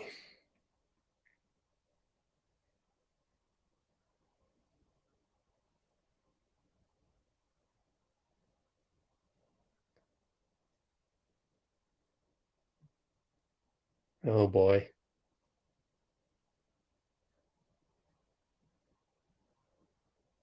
Yeah, we're not going to get everybody to be an all-star, I don't think, this year. And let's see. Maybe the coaches don't vote in Draymond. Ooh. See, even though I can sometimes like sort of disagree with a comment, but then it makes me think too. And this thought right here, I'm glad you brought it up, because if we're thinking about awards and crap, Draymond might, hot take, right? Hot take. Draymond might not get the all-star votes from coaches this year. Makes you think. Makes you think, right?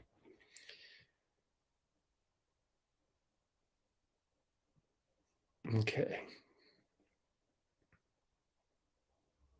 Yeah, totally had that thought, NRG.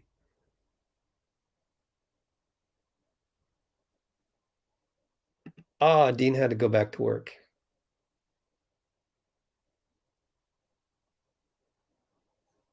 Who's Bill? Did I forget? Who's Bill?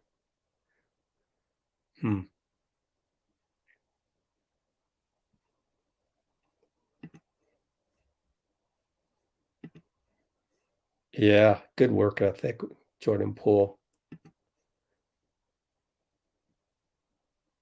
Yeah, I know it'd be curious, but I don't do comparisons. It's the thief of joy, you know?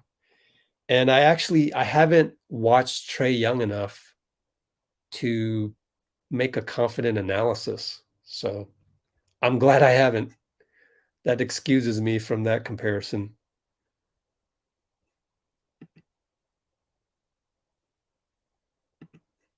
Oh, did they, Roland? The Phillies did the night. Incredible. What's Rocco doing tonight? Did you guys see the Rocco picture with Clay? Instagram.com, Clay Thompson. Thank you for bringing that up, because it's such a cute picture. Oh no, he had it on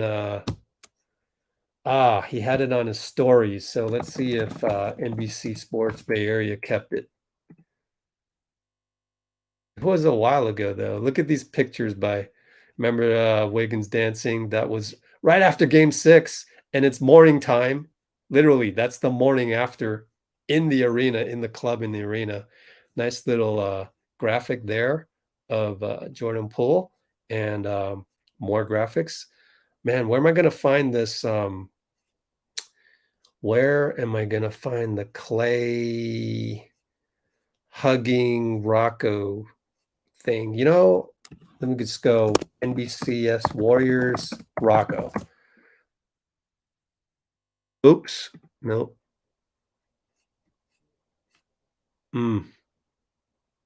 Here.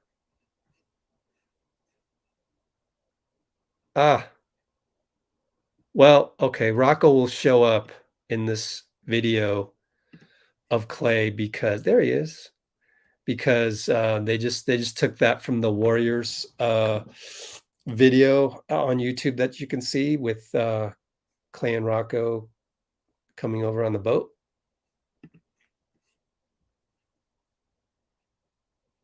Yeah. Yeah, Jeremy. Yes, sir. That's what I'm here for.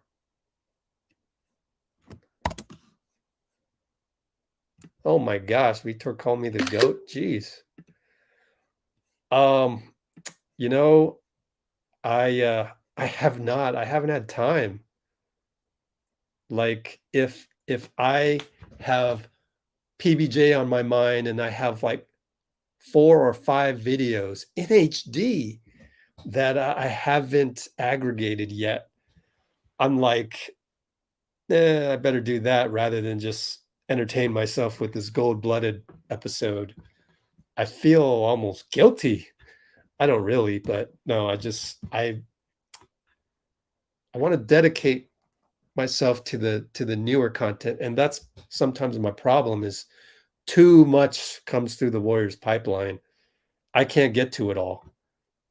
Lots of times I just skip reading articles. Thank you to Lori, who pointed me to Scott Ostler's article in the San Francisco Chronicle. You can see that mention in the description. Go check the description. That was a great article, but I skip articles now because I don't have time for that. I'm like, I got to do that PBJ video. Got to do the big PBJ video. Dang it, Rich, do it, or ship these packages out, these giveaways. Oh man, there's not enough time in the day.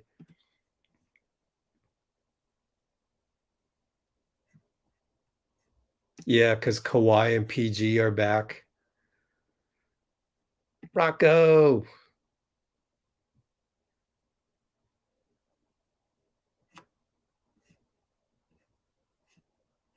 All right. Yes, the Dodgers are a baseball team. I got through all of this.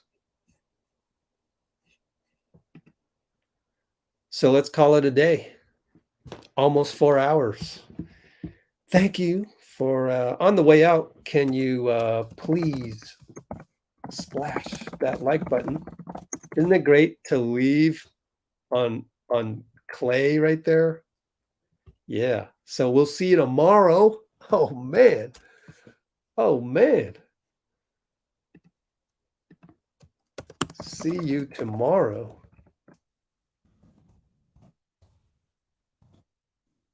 At 5:30 p.m. Sorry for the all caps.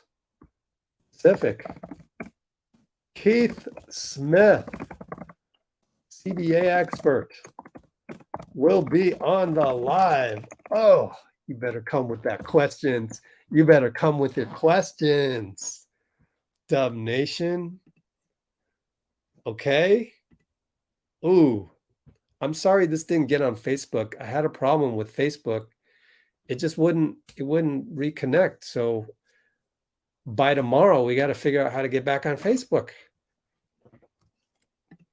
So, CBA equals collective bargaining agreement. meaning AP, Wiggs, contracts, etc., impact to GSW future, all of that stuff.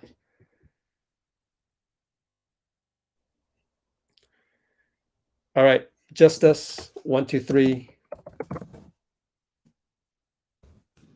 Like Steph always says in the team huddles, just us, 1, 2, 3, and I'm getting out of here. Perfect timing with Klay.